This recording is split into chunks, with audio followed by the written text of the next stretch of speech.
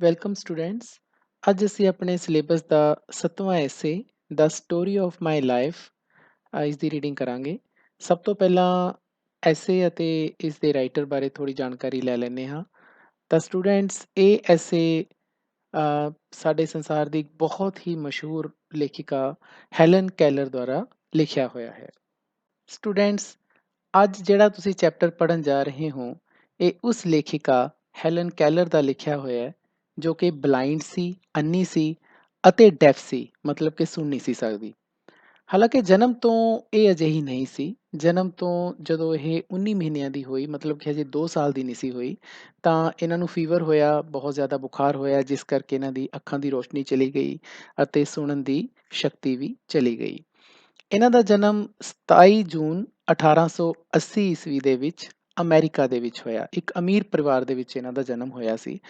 ਪਰ ਉਹਨਾਂ ਦਿਨਾਂ ਦੇ ਵਿੱਚ ਬੱਚਿਓ, ਜਿਹੜੇ ਬਲਾਈਂਡ ਤੇ ਡੈਫ ਲੋਕ ਹੁੰਦੇ ਸੀ, ਅੰਨੇ ਤੇ ਬੋਲੇ ਲੋਕ ਹੁੰਦੇ ਸੀ, ਉਹਨਾਂ ਨੂੰ ਆਮ ਤੌਰ ਤੇ ਘਰੇ ਨਹੀਂ ਸੀ ਰੱਖਿਆ ਜਾਂਦਾ ਤੇ ਉਹਨਾਂ ਨੂੰ ਅਨਾਥ ਆਸ਼ਰਮ, ਅਸਾਈਲਮ ਦਾ ਮਤਲਬ ਅਨਾਥ ਆਸ਼ਰਮ ਦੇ ਵਿੱਚ ਭੇਜ ਦਿੱਤਾ ਜਾਂਦਾ ਸੀ। ਬਟ ਇਸ ਲੜਕੀ ਦੇ ਮਾਂ-ਬਾਪ ਅਮੀਰ ਸੀ। ਇਹਨਾਂ ਨੇ ਇਹਨਾਂ ਦੀ ਪੜ੍ਹਾਈ ਲਿਖਾਈ ਦਾ ਇੰਤਜ਼ਾਮ ਘਰੇ ਹੀ ਕੀਤਾ ਅਤੇ ਫਿਰ ਇਹ ਲੜਕੀ ਨੇ ਜ਼ਿੰਦਗੀ ਦੇ ਵਿੱਚ ਆਪਣੇ ਉਹ ਕਾਰਨਾਮੇ ਕੀਤੇ ਨੇ, ਐਡਵੈਂਚਰਸ ਲਾਈਫ ਜੀ ਹੈ ਬੱਚਿਓ, ਉਹ ਕੰਮ ਕੀਤੇ ਨੇ ਜੋ ਇਸ ਤਰ੍ਹਾਂ ਦਾ ਇਨਸਾਨ, ਜੋ ਕਿ ਅੰਨਾ ਵੀ ਹੋਵੇ ਅਤੇ ਸੁਣ ਨਾ ਸਕਦਾ ਹੋਵੇ, ਤਾਂ ਇਸ ਤਰ੍ਹਾਂ ਦੇ ਇਨਸਾਨ ਨੇ ਉਹ ਕੰਮ ਕੀਤੇ ਆ ਬੱਚਿਓ, ਜੋ ਇਸ ਤੋਂ ਪਹਿਲਾਂ ਜਾਂ ਉਸ ਤੋਂ ਬਾਅਦ ਕਿਸੇ ਹੋਰ ਬੱਚੇ ਨੇ ਨਹੀਂ ਕੀਤੇ। ਉਹਨਾਂ ਕੰਮਾਂ ਵਿੱਚੋਂ ਇੱਕ ਕੰਮ ਮੈਂ ਬੱਚਿਓ ਦੱਸਣਾ ਚਾਹਾਂਗਾ ਕਿ ਇਹ ਦੁਨੀਆ ਦੀ ਪਹਿਲੀ ਇਨਸਾਨ ਹੈ ਜੋ ਕਿ ਬਲਾਈਂਡ ਵੀ ਸੀ ਤੇ ਡੈਫ ਵੀ ਸੀ, ਲੇਕਿਨ ਉਸ ਨੇ BA ਦੀ ਡਿਗਰੀ ਪ੍ਰਾਪਤ ਕੀਤੀ। ਮਤਲਬ ਕਿ ਗ੍ਰੈਜੂਏਸ਼ਨ ਕਰਨ ਵਾਲੀ ਉਹ ਪਹਿਲੀ ਇਨਸਾਨ ਹੈ ਜੋ ਕਿ ਅੰਨੀ ਵੀ ਸੀ ਅਤੇ ਪ੍ਰੋਪਰ ਬੋਲ ਜਾਂ ਸੁਣ ਨਹੀਂ ਸੀ ਸਕਦੀ। ਸਟੂਡੈਂਟਸ, ਇੱਥੇ ਮੈਂ ਇਹ ਵੀ ਦੱਸਣਾ ਚਾਹਾਂਗਾ ਕਿ ਇਹਨਾਂ ਦਾ ਜਨਮ ਕਿਉਂਕਿ 27 ਜੂਨ ਨੂੰ ਹੋਇਆ ਸੀ, ਤਾਂ ਅਮਰੀਕਾ ਵਿੱਚ ਅਤੇ ਸੰਸਾਰ ਦੇ ਕਈ ਹੋਰ ਹਿੱਸਿਆਂ ਦੇ ਵਿੱਚ ਇਹ ਜਿਹੜਾ ਦਿਨ ਹੈ 27 ਜੂਨ ਵਾਲਾ, ਇਹ ਹੈਲਨ ਕੈਲਰ ਡੇ ਦੇ ਨਾਲ ਵੀ ਮਨਾਇਆ ਜਾਂਦਾ ਹੈ। ਅੱਜ ਵੀ ਬੜੇ ਹੀ ਉਤਸ਼ਾਹ ਦੇ ਨਾਲ ਇਹ ਦਿਨ ਮਨਾਇਆ ਜਾਂਦਾ ਹੈ।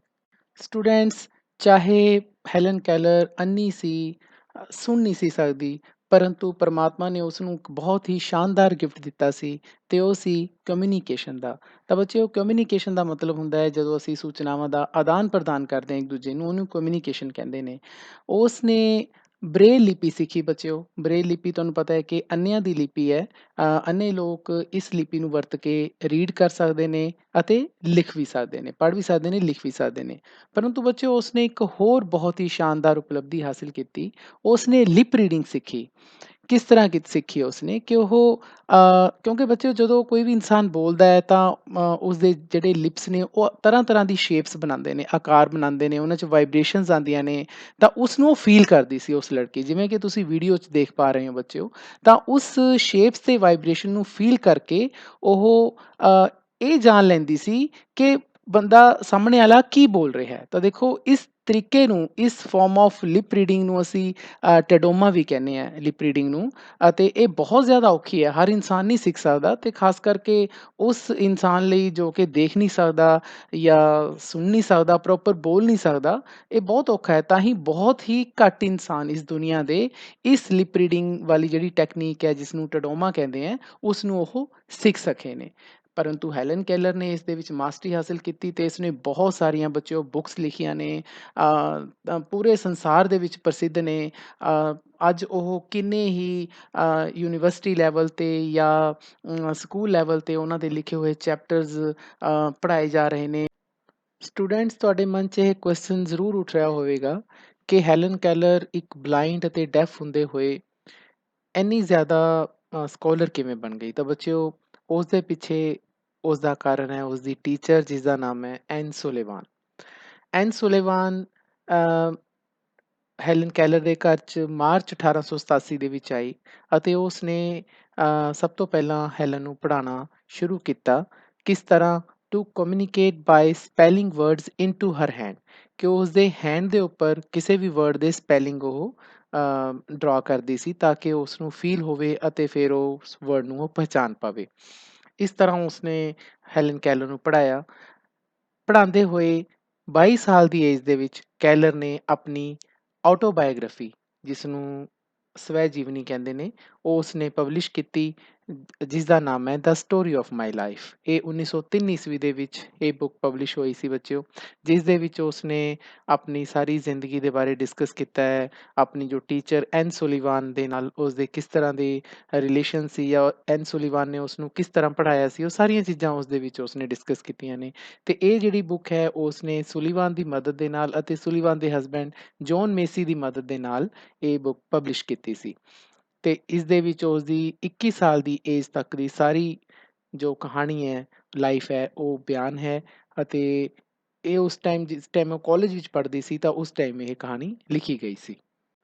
ਸਟੂਡੈਂਟਸ, ਤੁਹਾਡੇ ਸਿਲੇਬਸ ਦੇ ਵਿੱਚ ਸ਼ਾਮਿਲ ਇਹ ਵਾਲਾ ਚੈਪਟਰ ਉਸੇ ਦਾ story of my life book ਦੇ ਵਿੱਚੋਂ ਲਿਆ ਗਿਆ, ਜੋ ਹੈਲਨ ਕੈਲਰ ਨੇ ਲਿਖੀ ਸੀ 1903 ਈਸਵੀ ਦੇ ਵਿੱਚ। The story of my life ਦੇ ਟੋਟਲ 23 ਚੈਪਟਰਸ ਹੈ। ਤਾਂ ਇਸ ਬੁੱਕ ਦੇ ਟੋਟਲ 23 ਚੈਪਟਰਸ ਹੈ, ਲੇਕਿਨ ਉਸ ਦੇ ਵਿੱਚੋਂ ਸਿਰਫ 4th ਚੈਪਟਰ ਤੁਹਾਡੇ ਸਿਲੇਬਸ ਦੇ ਵਿੱਚ ਹੈ। ਮਤਲਬ ਜੋ ਅੱਜ ਆਪਾਂ ਚੈਪਟਰ ਪੜ੍ਹ ਰਹੇ ਹਾਂ, ਇਹ the story of my life the 4th chapter ਹੈ। The most important day I remember in all my life is the one on which my teacher Anne Mansfield Sullivan came to me. ਹੁਣ ਇੱਥੇ ਬੱਚਿਓ Helen Keller ਇਹ ਕਹਿ ਰਹੀ ਹੈ, ਕਹਿੰਦੀ ਮੇਰੀ ਜ਼ਿੰਦਗੀ ਦਾ ਸਭ ਤੋਂ ਮਹੱਤਵਪੂਰਨ ਦਿਨ ਉਹ ਸੀ ਜੋ ਮੇਰੇ ਯਾਦ ਹੈ ਹੁਣ ਤੱਕ, ਜਦੋਂ ਮੇਰੀ ਟੀਚਰ ਐਨ ਮੇਨਸਫੀਲਡ ਸੁਲੀਵਾਨ ਮੇਰੇ ਕੋਲ ਆਈ। ਤਾਂ ਬੱਚਿਓ ਇਹ ਹੈਲਨ ਕੈਲਰ USA ਦੇ ਵਿੱਚ ਟਸਕੰਬੀਆ ਜਗ੍ਹਾ ਦੇ ਵਿੱਚ ਰਹਿੰਦੀ ਸੀ। ਐਨ ਮੇਨਸਫੀਲਡ ਸੁਲੀਵਾਨ ਪਹਿਲਾਂ ਕਿਤੇ ਹੋਰ ਜੌਬ ਕਰਦੇ ਸੀਗੇ, ਤਾਂ ਉਹ ਜੌਬ ਛੱਡ ਕੇ ਇਹਨਾਂ ਨੂੰ ਪੜ੍ਹਾਉਣ ਦੇ ਘਰ ਆਏ ਸੀ। ਤਾਂ ਦੇਖੋ ਹੁਣ ਇਹ ਕਿੰਨੀ ਇੱਜ਼ਤ ਦੇ ਰਹੀ ਹੈ ਆਪਣੀ ਟੀਚਰ ਨੂੰ, ਕਿ ਮੇਰੀ ਜ਼ਿੰਦਗੀ 'ਚ ਜਿੰਨੇ ਵੀ ਚੰਗੇ ਦਿਨ ਆਏ ਨੇ, ਜਾਂ ਜੋ ਮੇਰੇ ਯਾਦ ਰਹਿੰਦੇ ਨੇ ਦਿਨ, ਉਹਨਾਂ 'ਚੋਂ ਸਭ ਤੋਂ ਜ਼ਿਆਦਾ ਮਹੱਤਵਪੂਰਨ ਦਿਨ ਉਹ ਹੈ ਜਿਸ ਦਿਨ ਮੈਂ ਆਪਣੇ ਟੀਚਰ ਨੂੰ ਮਿਲੀ ਸੀ, ਜਿਸ ਦਿਨ ਟੀਚਰ ਮੇਰੇ ਕੋਲ ਆਈ ਸੀ। ਤਾਂ ਤੁਸੀਂ ਸਮਝ ਸਕਦੇ ਹੋ ਕਿ ਹੈਲਨ ਕੈਲਰ ਦੇ ਮਨ 'ਚ ਆਪਣੇ ਟੀਚਰ ਦੇ ਪ੍ਰਤੀ ਕਿੰਨੀ ਇੱਜ਼ਤ ਹੈ।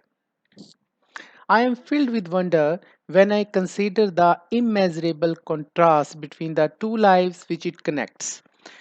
ਮੈਨੂੰ ਕਹਿੰਦੇ ਇਹ ਮੈਂ ਪੂਰੀ ਵੰਡਰ ਦੇ ਨਾਲ ਭਰ ਜਾਂਦੀ ਹੈ, ਹੈਰਾਨੀ ਦੇ ਨਾਲ ਭਰ ਜਾਂਦੀ ਹੈ, ਜਦੋਂ ਮੈਂ ਉਹਨਾਂ ਦੋਨਾਂ ਜ਼ਿੰਦਗੀਆਂ ਦੀ ਟੂ ਲਾਈਵਸ, ਕਿਹੜੀ ਜ਼ਿੰਦਗੀ, ਇੱਕ ਤਾਂ ਉਹ ਜ਼ਿੰਦਗੀ ਜਿਸ ਵਿੱਚ ਮੈਂ ਟੀਚਰ ਤੋਂ ਬਿਨਾਂ ਸੀ, ਜਦੋਂ ਮੈਂ ਐਨ ਮੇਨਸਫੀਲਡ ਸੁਲੀਵਾਨ ਨੂੰ ਨਹੀਂ ਸੀ ਮਿਲੀ, ਅਤੇ ਇੱਕ ਜ਼ਿੰਦਗੀ ਉਹ ਜਦੋਂ ਮੈਂ ਉਹਨਾਂ ਨੂੰ ਮਿਲੀ। ਤਾਂ ਇਹਨਾਂ ਦੋਨਾਂ ਜ਼ਿੰਦਗੀਆਂ ਦੀ ਜਦੋਂ ਮੈਂ ਤੁਲਨਾ ਕਰਦੀ ਹਾਂ, ਜੋ ਕਿ ਇਮੈਜ਼ਰੇਬਲ ਹੈ, ਇਮੈਜ਼ਰੇਬਲ ਜਿਸ ਨੂੰ ਕਿ ਤੁਸੀਂ ਮਾਪ ਨਹੀਂ ਸਕਦੇ, ਵਿਚ ਕੈਨ ਨੋਟ ਬੀ ਮੈਜ਼ਰ, ਤਾਂ ਉਹਨਾਂ ਦੀ ਜਦੋਂ ਮੈਂ ਜ਼ਿੰਦਗੀਆਂ ਦੀ ਤੁਲਨਾ ਕਰਦੀ ਹਾਂ, ਤਾਂ ਉਹ ਦੋਨਾਂ ਜ਼ਿੰਦਗੀਆਂ ਦੀ ਤੁਲਨਾ ਕਰਦੇ ਹੋਏ ਮੈਂ ਹੈਰਾਨੀ ਨਾਲ ਭਰ ਜਾਂਦੀ ਹਾਂ। ਕਿਸ ਦਿਨ ਉਹਨਾਂ ਦੀ ਟੀਚਰ ਉਹਨਾਂ ਕੋਲ ਆਈ? It was the 3rd of March 1887, 1887 ਦੀ 3 ਮਾਰਚ ਨੂੰ ਇਨ ਮੇਨਸਫੀਲਡ ਸੁਲੀਵਾਨ ਉਹਨਾਂ ਦੇ ਘਰ ਆਈ ਸੀ ਹੈਲਨ ਕੈਲਰ ਨੂੰ ਪੜ੍ਹਾਉਣ ਦੇ ਲਈ, ਅਤੇ ਉਹਨਾਂ ਦੇ ਨਾਲ ਹੀ ਰਹੀ ਇਹ ਉਹਨਾਂ ਦੇ ਘਰ 3 months before I was 7 years old। ਜਦੋਂ ਮੈਂ 7 ਸਾਲ ਦੀ ਹੋਣ ਵਾਲੀ ਸੀ, 3 ਮਹੀਨੇ ਰਹਿੰਦੇ ਸੀਗੇ ਹਜੇ, ਅਤੇ ਉਸ ਦਿਨ ਤੋਂ ਪਹਿਲਾਂ ਮੈਨੂੰ ਉਹ ਮਿਲਣ ਆਏ ਸੀਗੇ, ਪੜ੍ਹਾਉਣ ਆਏ ਸੀ।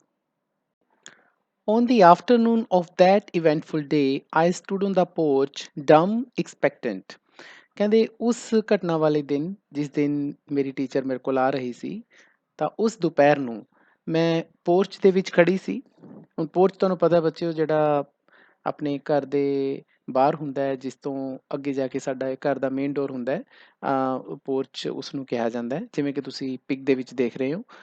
ਮੈਂ ਡੰਮ ਸੀ, ਕੁਛ ਨਹੀਂ ਸੀ ਬੋਲ ਰਹੀ। ਐਕਸਪੈਕਟੈਂਟ, ਇਹਦਾ ਮਤਲਬ ਹੁੰਦਾ ਕਿ ਮੈਨੂੰ ਕੋਈ ਆਸ ਸੀ, ਕੁਛ ਹੋਣ ਵਾਲਾ ਹੈ, ਤਾਂ ਇਸ ਕਰਕੇ ਮੈਨੂੰ ਕੋਈ ਕਿਸੇ ਚੀਜ਼ ਦੇ ਹੋਣ ਦੀ ਆਸ ਸੀ, ਤਾਂ ਮੈਂ ਵੇਟ ਕਰ ਰਹੀ ਸੀ ਇੱਕ ਤਰ੍ਹਾਂ ਨਾਲ। ਤਾਂ ਮੈਨੂੰ ਕੁਛ ਗੈਸ ਸੀ, I guessed vaguely from my mother's signs and from the hurrying to and fro in the house that something unusual was about to happen। ਕਹਿੰਦੇ ਮੈਨੂੰ ਇੱਕ ਵੇਗਲੀ ਗੈਸ ਸੀ। ਵੇਗਲੀ ਦਾ ਮਤਲਬ ਜਦੋਂ ਸਾਨੂੰ ਕਲੀਅਰ ਜਾਂ ਨਹੀਂ ਹੁੰਦਾ, ਅਨਕਲੀਅਰ, ਜਾਂ ਮੈਨੂੰ ਇੱਕ ਗੈਸ ਸੀ, ਮੈਨੂੰ ਅਨੁਮਾਨ ਸੀ। ਕਿਸ ਤੋਂ ਸੀ? ਕਿਉਂਕਿ ਮੇਰੇ ਮਦਰਸ ਕੁਛ ਸਾਈਨ, ਕੁਛ ਇਸ਼ਾਰੇ ਕਰ ਰਹੀ ਸੀ, ਅਤੇ ਉਹ ਇੱਧਰ ਉੱਧਰ ਫਿਰ ਰਹੇ ਸੀ। ਨਾਓ ਟੂ ਐਂਡ ਫਰੋ ਬੱਚਿਓ ਇੱਕ ਫਰੇਜ਼ ਹੁੰਦਾ ਹੈ, ਇਕੱਠਾ ਹੀ ਆਉਂਦਾ ਹੈ, ਇਹਦਾ ਮਤਲਬ ਹੁੰਦਾ ਹੈ ਇੱਧਰ ਉੱਧਰ, ਬੈਕ ਐਂਡ ਫੋਰਥ ਮੂਵ ਕਰਨਾ, ਅੱਗੇ ਪਿੱਛੇ ਮੂਵ ਕਰਨਾ, ਇਹਨੂੰ ਕਹਿੰਦੇ ਆ ਟੂ ਐਂਡ ਫਰੋ। ਤਾਂ ਘਰ ਦੇ ਵਿੱਚ ਮੇਰੇ ਮਾਤਾ ਜੀ ਕਦੇ ਇੱਧਰ ਜਾ ਰਹੇ ਸੀ, ਕਦੇ ਉੱਧਰ ਜਾ ਰਹੇ ਸੀ, ਕੁਛ ਸਾਈਨਸ ਕਰ ਰਹੇ ਸੀ, ਕੁਛ ਇਸ਼ਾਰੇ ਕਰ ਰਹੇ ਸੀ। ਉਹ ਤੋਂ ਮੈਨੂੰ ਕੁਛ ਗੈਸ ਹੋ ਗਿਆ, ਅਨੁਮਾਨ ਹੋ ਗਿਆ ਕਿ ਸਮਥਿੰਗ ਅਨਯੂਜ਼ੂਅਲ, ਕਿ ਕੁਛ ਅਜੀਬ ਗੱਲ ਵਾਜ਼ ਅਬਾਊਟ ਟੂ ਹੈਪਨ, ਕੁਛ ਹੋਣ ਵਾਲੀ ਹੈ, ਕੋਈ ਅਜੀਬ ਗੱਲ ਘਰ ਵਿੱਚ ਹੋਣ ਵਾਲੀ ਹੈ। So I went to the door and waited on the steps ਇਸ ਕਰਕੇ ਮੈਂ ਡੋਰ ਕੋਲ ਚਲੀ ਗਈ ਅਤੇ ਜਿਹੜੀਆਂ ਡੋਰ ਦੇ ਕੋਲ ਸਟੈਪ ਸੀਗੀਆਂ, ਪੌੜੀਆਂ ਸੀ, ਉੱਥੇ ਮੈਂ ਵੇਟ ਕਰਨ ਲੱਗੀ। The afternoon sun penetrated the mass of honeysuckle that covered the porch and fell on my upturned face. ਹੁਣ ਕਿਉਂਕਿ ਉਹ ਹੈਲਨ ਕੈਲਰ ਉਸ ਸਮੇਂ ਆਪਣੀ ਟੀਚਰ ਦਾ ਵੇਟ ਕਰ ਰਹੀ ਹੈ ਪੋਰਚ ਦੇ ਵਿੱਚ ਖੜੀ, ਤਾਂ ਉਸਦਾ ਪੋਰਚ ਜੋ ਹੈ ਘਰ ਦਾ, ਉਹ ਪੂਰੀ ਤਰ੍ਹਾਂ ਇੱਕ ਫਲਾਰਸ ਨਾਲ ਢਕਿਆ ਹੋਇਆ ਹੈ। ਹਨੀ ਸਕਲ ਬੱਚਿਓ ਇੱਕ ਫਲਾਰਸ ਹੁੰਦੇ ਆ, ਜਿਸ ਤਰ੍ਹਾਂ ਤੁਸੀਂ ਪਿਕਚ ਦੇਖ ਰਹੇ ਹੋ, ਇਸ ਤਰ੍ਹਾਂ ਦੇ ਫਲਾਰਸ ਪੋਰਚ ਦੇ ਦੀ ਸ਼ੋਭਾ बढ़ाਉਂਦੇ ਆ। ਤਾਂ ਉਹਨਾਂ ਦੇ ਪੋਰਚ ਵੀ ਇਹ ਕਾਫੀ ਸਾਰੇ ਫਲਾਰਸ ਲੱਗੇ ਹੋਏ ਸੀ। ਤਾਂ ਜਿਹੜਾ ਆਫਟਰਨੂਨ ਸਨ ਹੈ, ਦੁਪਹਿਰ ਵਾਲਾ ਸੂਰਜ, ਉਸ ਦੀਆਂ ਕਿਰਨਾਂ ਪੈਨੀਟ੍ਰੇਟ ਕਰ ਰਹੀਆਂ ਸੀ, ਮਤਲਬ ਵਿੱਚੋਂ ਦੀ ਆ ਰਹੀਆਂ ਸੀ। ਕਿੱਥੋਂ? ਉਹਨਾਂ ਫਲਾਰਸ ਦੇ ਵਿੱਚੋਂ, ਉਹਨਾਂ ਫਲਾਰਸ ਦੇ ਵਿੱਚੋਂ ਜਿਨ੍ਹਾਂ ਨੇ ਕਿ ਪੋਰਚ ਨੂੰ ਕਵਰ ਕੀਤਾ ਹੋਇਆ ਸੀ, ਅਤੇ ਉਸ ਦੇ ਵਿੱਚੋਂ ਆਉਂਦੀਆਂ ਹੋਈਆਂ ਮੇਰੇ ਅਪਟਰਨ ਫੇਸ, ਜੋ ਮੇਰਾ ਚਿਹਰਾ ਉੱਪਰ ਵੱਲ ਉੱਠਿਆ ਹੋਇਆ ਸੀ, ਉਸ ਦੇ ਉੱਪਰ ਆ ਕੇ ਕਿਰਨਾਂ ਪੈ ਰਹੀਆਂ ਸੀ।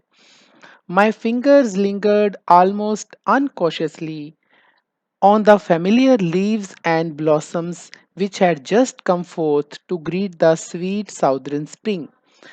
ਤਾਂ ਮੈਂ ਕੀ ਕਰ ਰਹੀ ਸੀ ਉੱਥੇ ਖੜੀ? ਮੇਰੀਆਂ ਜਿਹੜੀਆਂ ਫਿੰਗਰ ਸੀਗੀਆਂ, ਉਂਗਲੀਆਂ ਸੀ, ਉਹ ਬਿਨਾਂ ਕਿਸੇ ਹੋਸ਼ ਤੋਂ, ਅਨਕੌਸ਼ੀਅਸਲੀ, ਮਤਲਬ ਮੈਂ ਜਾਣ ਕੇ ਨਹੀਂ ਸੀ ਕਰ ਰਹੀ, ਆਪਣੇ ਆਪ ਹੀ ਕੀ ਕਰ ਰਹੀਆਂ ਸੀ, ਉਸ ਪੋਰਚ ਦੇ ਵਿੱਚ ਜੋ ਪੱਤੇ ਸੀ ਦਰਖਤ 'ਤੇ ਲੱਗੇ ਹੋਏ ਫੈਮੀਲੀਅਰ, ਜੋ ਕਿ ਮੇਰੇ ਜਾਣ ਪਛਾਣ ਵਾਲੇ ਸੀ, ਕਿਉਂਕਿ ਮੈਂ ਰੋਜ਼ ਆ ਕੇ ਉਹਨਾਂ ਦੇ ਨਾਲ ਖੇਡਦੀ ਹੁੰਦੀ ਸੀ। ਤਾਂ ਲੀਵਸ ਐਂਡ ਬਲੌਸਮਸ ਅਤੇ ਜਿਹੜੇ ਫਲਾਰ ਸੀਗੇ, ਹਨੀ ਸਰਕਲ ਵਰਗੇ ਫਲਾਰ ਸੀਗੇ, ਉਹਨਾਂ ਦੇ ਉੱਪਰ ਉਹ ਲਿੰਗਰਡ ਕਰ ਰਹੀਆਂ ਸੀ, ਮਤਲਬ ਕਿ ਮੂਵ ਕਰ ਰਹੀਆਂ ਸੀ, ਉਹਨਾਂ ਨੂੰ ਸਹਿਲਾ ਰਹੀ ਹੋਣੀ ਉਹ। ਤੇ ਉਹ ਫਲਾਰਸ ਹਜੇ ਹੁਣੇ-ਹੁਣੇ ਹੀ ਉੱਗੇ ਸੀਗੇ, ਕਿਉਂਕਿ ਉਸ ਸਮੇਂ ਸਾਊਥ ਸਾਊਥਰਨ ਸਪਰਿੰਗ ਦਾ ਮਤਲਬ ਬੱਚਿਓ ਸਾਊਥ ਵਾਲੇ ਪਾਸੇ ਦੀ ਬਸੰਤ ਦਾ ਮਤਲਬ ਹੈ ਇੱਥੇ। ਕਿਉਂਕਿ ਤੁਹਾਨੂੰ ਬੱਚਿਓ ਮੈਂ ਦੱਸਿਆ ਸੀਗਾ ਕਿ ਹੈਲਨ ਕੈਲਰ ਟਸਕੰਬੀਆ ਦੀ ਰਹਿਣ ਵਾਲੀ ਸੀ। ਟਸਕੰਬੀਆ, ਜਿਵੇਂ ਤੁਸੀਂ ਪਿਕ ਦੇ ਵਿੱਚ ਦੇਖ ਰਹੇ ਹੋ ਮੈਪ ਦੇ ਵਿੱਚ, USA ਦੀ ਇੱਕ ਸਟੇਟ ਹੈ ਅਲਾਬਾਮਾ, ਮੌਂਟਗੋਮਰੀ ਦੇ ਨੇੜੇ ਹੀ ਇੱਕ ਸ਼ਹਿਰ ਹੈ, ਉੱਥੋਂ ਦੀ ਰਹਿਣ ਵਾਲੀ ਸੀ। ਜਿਸ ਤਰ੍ਹਾਂ ਤੁਸੀਂ ਦੇਖ ਪਾ ਰਹੇ ਹੋ ਕਿ ਇਹ ਜਿਹੜੀ ਸਟੇਟ ਹੈ, ਇਹ USA ਦੀ ਸਾਊਥ ਵਾਲੀ ਸਟੇਟ ਹੈ। ਇਸ ਕਰਕੇ ਇੱਥੇ ਕਿਹਾ ਗਿਆ ਸਾਊਥਰਨ ਸਪਰਿੰਗ, ਕਿਉਂਕਿ ਉਸ ਇਲਾਕੇ ਦੇ ਵਿੱਚ ਸਾਊਥ ਵਾਲੇ ਪਾਸੇ ਬਸੰਤ ਆਈ ਹੋਈ ਸੀ। ਉਸ ਬਸੰਤ ਨੂੰ ਉਹ ਗ੍ਰੀਟ ਕਰ ਰਹੇ ਸੀ। ਕੌਣ ਗ੍ਰੀਟ ਕਰ ਰਹੇ ਸੀ? ਉਹੀ ਲੀਵਸ ਤੇ ਬਲੌਸਮਸ, ਜਿਹੜੇ ਪੱਤੇ ਅਤੇ ਫਲਾਰ ਸੀਗੇ, ਉਸ ਪਿਆਰੀ ਜੀ ਬਸੰਤ ਦੀ ਉਹ ਵੈਲਕਮ ਕਰ ਰਹੇ ਸੀ। ਉਹਨਾਂ ਦੇ ਉੱਪਰ ਮੈਂ ਆਪਣੀਆਂ ਉਂਗਲੀਆਂ ਸਹਿਲਾ ਰਹੀ ਸੀ। Anger and bitterness had preyed upon me continually for weeks, and a deep languor had succeeded this passionate struggle. ਹੁਣ ਇਸ ਲਾਈਨਾਂ ਦੇ ਵਿੱਚ ਹੈਲਨ ਕੈਲਰ ਇਹ ਦੱਸ ਰਹੀ ਹੈ ਕਿ ਟੀਚਰ ਦੇ ਆਉਣ ਤੋਂ ਪਹਿਲਾਂ ਉਸਦੇ ਮਨ ਦੀ ਅਵਸਥਾ ਕਿੱਦਾਂ ਦੀ ਸੀ।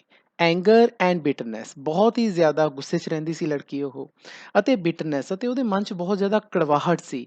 ਇਹ ਦੋਨੇ ਚੀਜ਼ਾਂ ਨੇ, ਗੁੱਸੇ ਨੇ ਅਤੇ ਕੜਵਾਹਟ ਨੇ, ਉਸ ਨੂੰ ਦੁਖੀ ਕੀਤਾ ਹੋਇਆ ਸੀ। ਪ੍ਰੇਡ ਅਪੋਨ, ਉਸ ਨੂੰ ਉਹ ਦੁਖੀ ਕਰਕੇ ਰੱਖਦੀਆਂ ਸੀ ਦੋਨੇ ਚੀਜ਼ਾਂ, ਫॉर ਵੀਕਸ, ਹਫਤੇ ਤੋਂ। ਬਿਕੋਜ਼ ਤੁਸੀਂ ਬੱਚਿਓ ਦੇਖ ਸਕਦੇ ਹੋ ਕਿ ਜਿਹੜਾ ਬੱਚਾ ਦੇਖ ਨਾ ਸਕਦਾ ਹੋਵੇ, ਸੁਣ ਨਾ ਸਕਦਾ ਹੋਵੇ, ਕਿਉਂਕਿ ਬੱਚਾ ਸੁਣ ਨਹੀਂ ਸਕਦਾ ਪ੍ਰੋਪਰ, ਉਹ ਬੋਲ ਵੀ ਨਹੀਂ ਸਕਦਾ ਪ੍ਰੋਪਰ, ਉਹ ਡੰਬ ਵੀ ਹੁੰਦਾ ਥੋੜ੍ਹਾ ਜਿਹਾ, ਤਾਂ ਇਹ ਚੀਜ਼ਾਂ ਉਸ ਬੱਚੇ 'ਤੇ ਬਹੁਤ ਜ਼ਿਆਦਾ ਅਸਰ ਕਰਦੀਆਂ ਨੇ। ਬੱਚਾ ਬਹੁਤ ਜ਼ਿਆਦਾ ਚਿੜਚਿੜਾ ਹੋ ਜਾਂਦਾ ਹੈ। ਬਿਲਕੁਲ ਇਹੀ ਚੀਜ਼ਾਂ ਹੈਲਨ ਕੈਲਰ ਨਾਲ ਹੋਈਆਂ। ਹੈਲਨ ਕੈਲਰ ਦੀ ਜੇ ਤੁਸੀਂ ਪੂਰੀ ਬੱਚਿਓ ਇਹ ਦਾ ਸਟੋਰੀ ਆਫ ਮਾਈ ਲਾਈਫ ਪੜ੍ਹੋ, ਤਾਂ ਇਸ ਦੇ ਅੰਦਰ ਬਹੁਤ ਜ਼ਿਆਦਾ ਗੁੱਸਾ ਸੀ।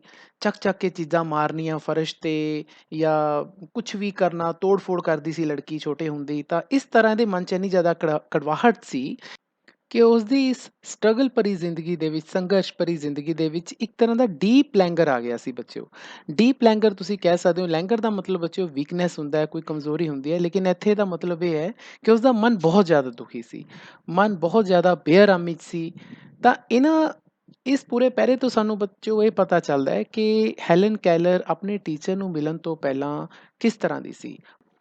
Have you ever been at sea in a dense fog when it seemed as if a tangible and darkness shut you in, and the great ship, tense and anxious, groped her way?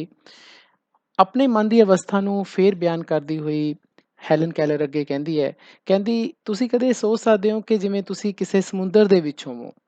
ਕਦੇ ਤੁਸੀਂ ਸਮੁੰਦਰ ਦੇ ਵਿੱਚ ਸੀ, ਜੋ ਕਿ ਜਿੱਥੇ ਕਿ ਬਹੁਤ ਹੀ ਜ਼ਿਆਦਾ ਫੌਗ ਹੈ, ਬਹੁਤ ਜ਼ਿਆਦਾ ਧੁੰਦ ਹੈ, ਡੈਂਸ, ਬਹੁਤ ਜ਼ਿਆਦਾ ਅਤਿਅੰਤ ਧੁੰਦ ਹੈ, ਅਤੇ ਇਸ ਤਰ੍ਹਾਂ ਲੱਗਦਾ ਹੈ ਕਿ ਜਿਵੇਂ ਕਿਸੇ ਵਾਈਟ ਡਾਰਕਨੈਸ ਨੇ ਜਿਵੇਂ ਇੱਕ ਤਾਂ ਡਾਰਕਨੈਸ ਤਾਂ ਕਾਲੀ ਹੁੰਦੀ ਹੈ, ਲੇਕਿਨ ਫੌਗ ਇੱਕ ਤਰ੍ਹਾਂ ਦੀ ਵਾਈਟ ਡਾਰਕਨੈਸ ਦੇ ਵਾਂਗੂ ਉਸਨੇ ਪੇਸ਼ ਕੀਤੀ ਹੈ ਹੈਲਨ ਕੈਲਰ ਨੇ। ਉਸਨੇ ਤੁਹਾਨੂੰ ਸ਼ਟ ਯੂ ਇਨ, ਉਸਨੇ ਤੁਹਾਨੂੰ ਕਵਰ ਕਰ ਲਿਆ, ਉਸਨੇ ਆਪਣੇ ਅੰਦਰ ਤੁਹਾਨੂੰ ਸਮਾ ਲਿਆ ਹੈ।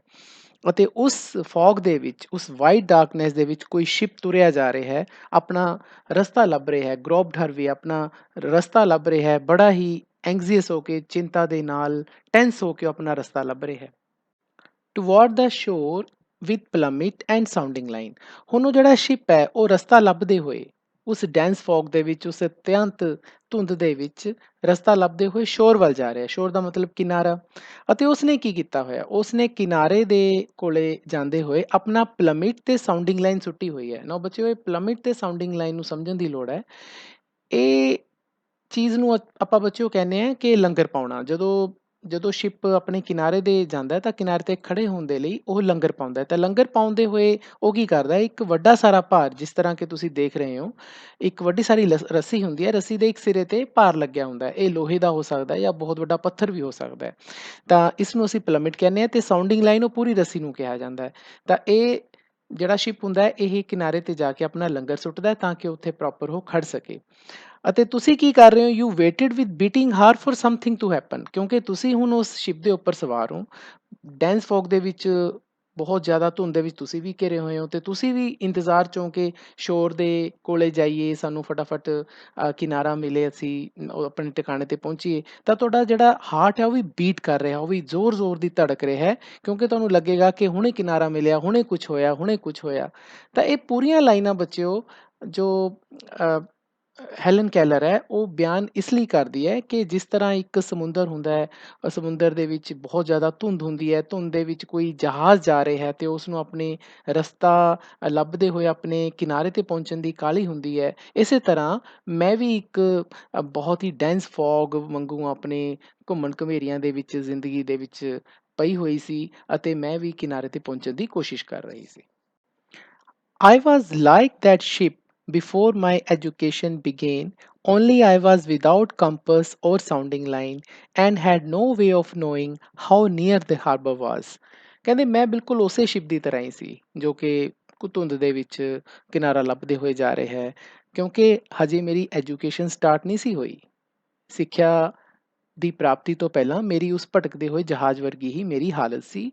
ਹਾਲਾਂਕਿ ਜਹਾਜ਼ ਦੇ ਵਿੱਚ ਇੱਕ ਕੰਪਸ ਹੁੰਦੀ ਹੈ, ਉਹਦੇ ਕੋਲੇ ਚੁੰਬਕ ਹੁੰਦੀ ਹੈ ਜਿਸ ਤੋਂ ਉਸਨੂੰ ਡਾਇਰੈਕਸ਼ਨ ਦਾ ਪਤਾ ਲੱਗਦਾ ਹੈ, ਜਾਂ ਉਸਦੇ ਕੋਲ ਸਾਊਂਡਿੰਗ ਲਾਈਨ ਹੁੰਦੀ ਹੈ, ਲੰਗਰ ਪਾਉਣ ਵਾਲੀ ਪੂਰੀ ਉਸ ਕੋਲ ਚੀਜ਼ ਹੁੰਦੀ ਹੈ। ਪਰ ਮੇਰੇ ਕੋਲੇ ਇਹੋ ਜਿਹਾ ਕੁਛ ਨਹੀਂ ਸੀ।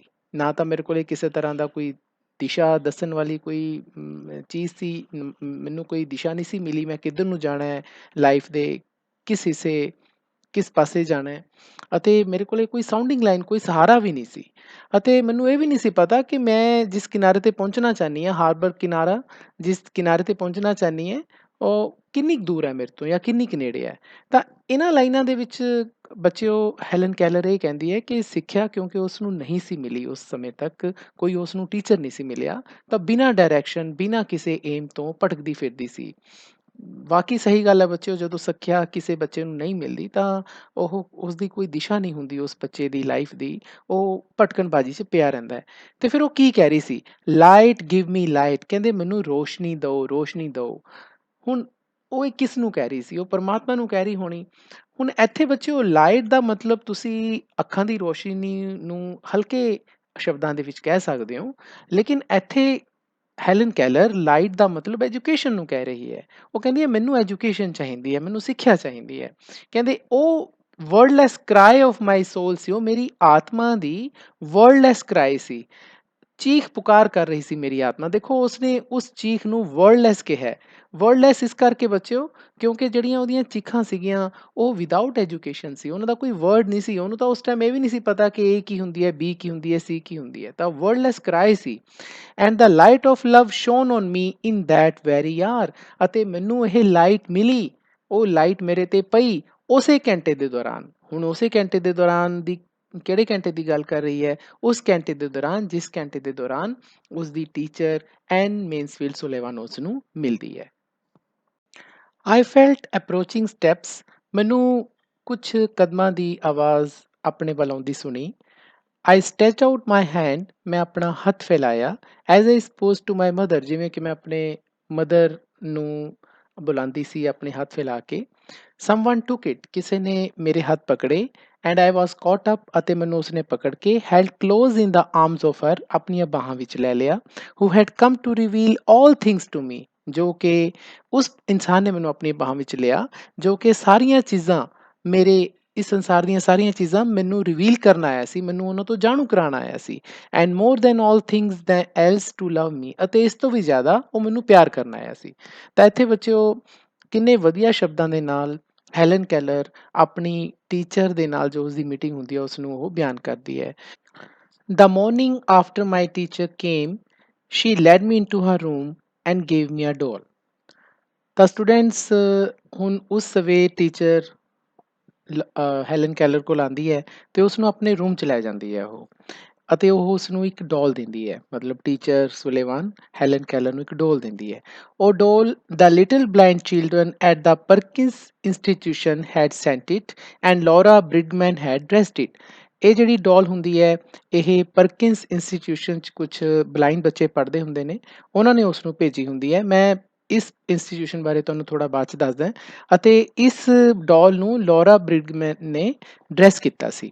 But I did not know this until afterwards, ਪਰ ਮੈਨੂੰ ਇਸ ਦੇ ਬਾਰੇ ਬਾਅਦ 'ਚ ਹੀ ਪਤਾ ਲੱਗਿਆ, ਪਹਿਲਾਂ ਨਹੀਂ ਸੀ ਪਤਾ, ਮਤਲਬ ਪਰਕਿੰਸ ਇੰਸਟੀਟਿਊਸ਼ਨ ਤੇ ਲੋਰਾ ਬਾਰੇ ਮੈਨੂੰ ਬਾਅਦ 'ਚ ਪਤਾ ਲੱਗਿਆ। When I had played with it a little while ਦਾ ਮਤਲਬ ਹੁੰਦਾ ਥੋੜ੍ਹੀ ਦੇਰ, ਜਦੋਂ ਮੈਂ ਇਸ ਥੋੜ੍ਹੀ ਦੇਰ ਮੈਂ ਇਸ ਲੜਕੀ ਨਾਲ, ਇਸ ਡੋਲ ਦੇ ਨਾਲ ਖੇਡਦੀ ਰਹੀ।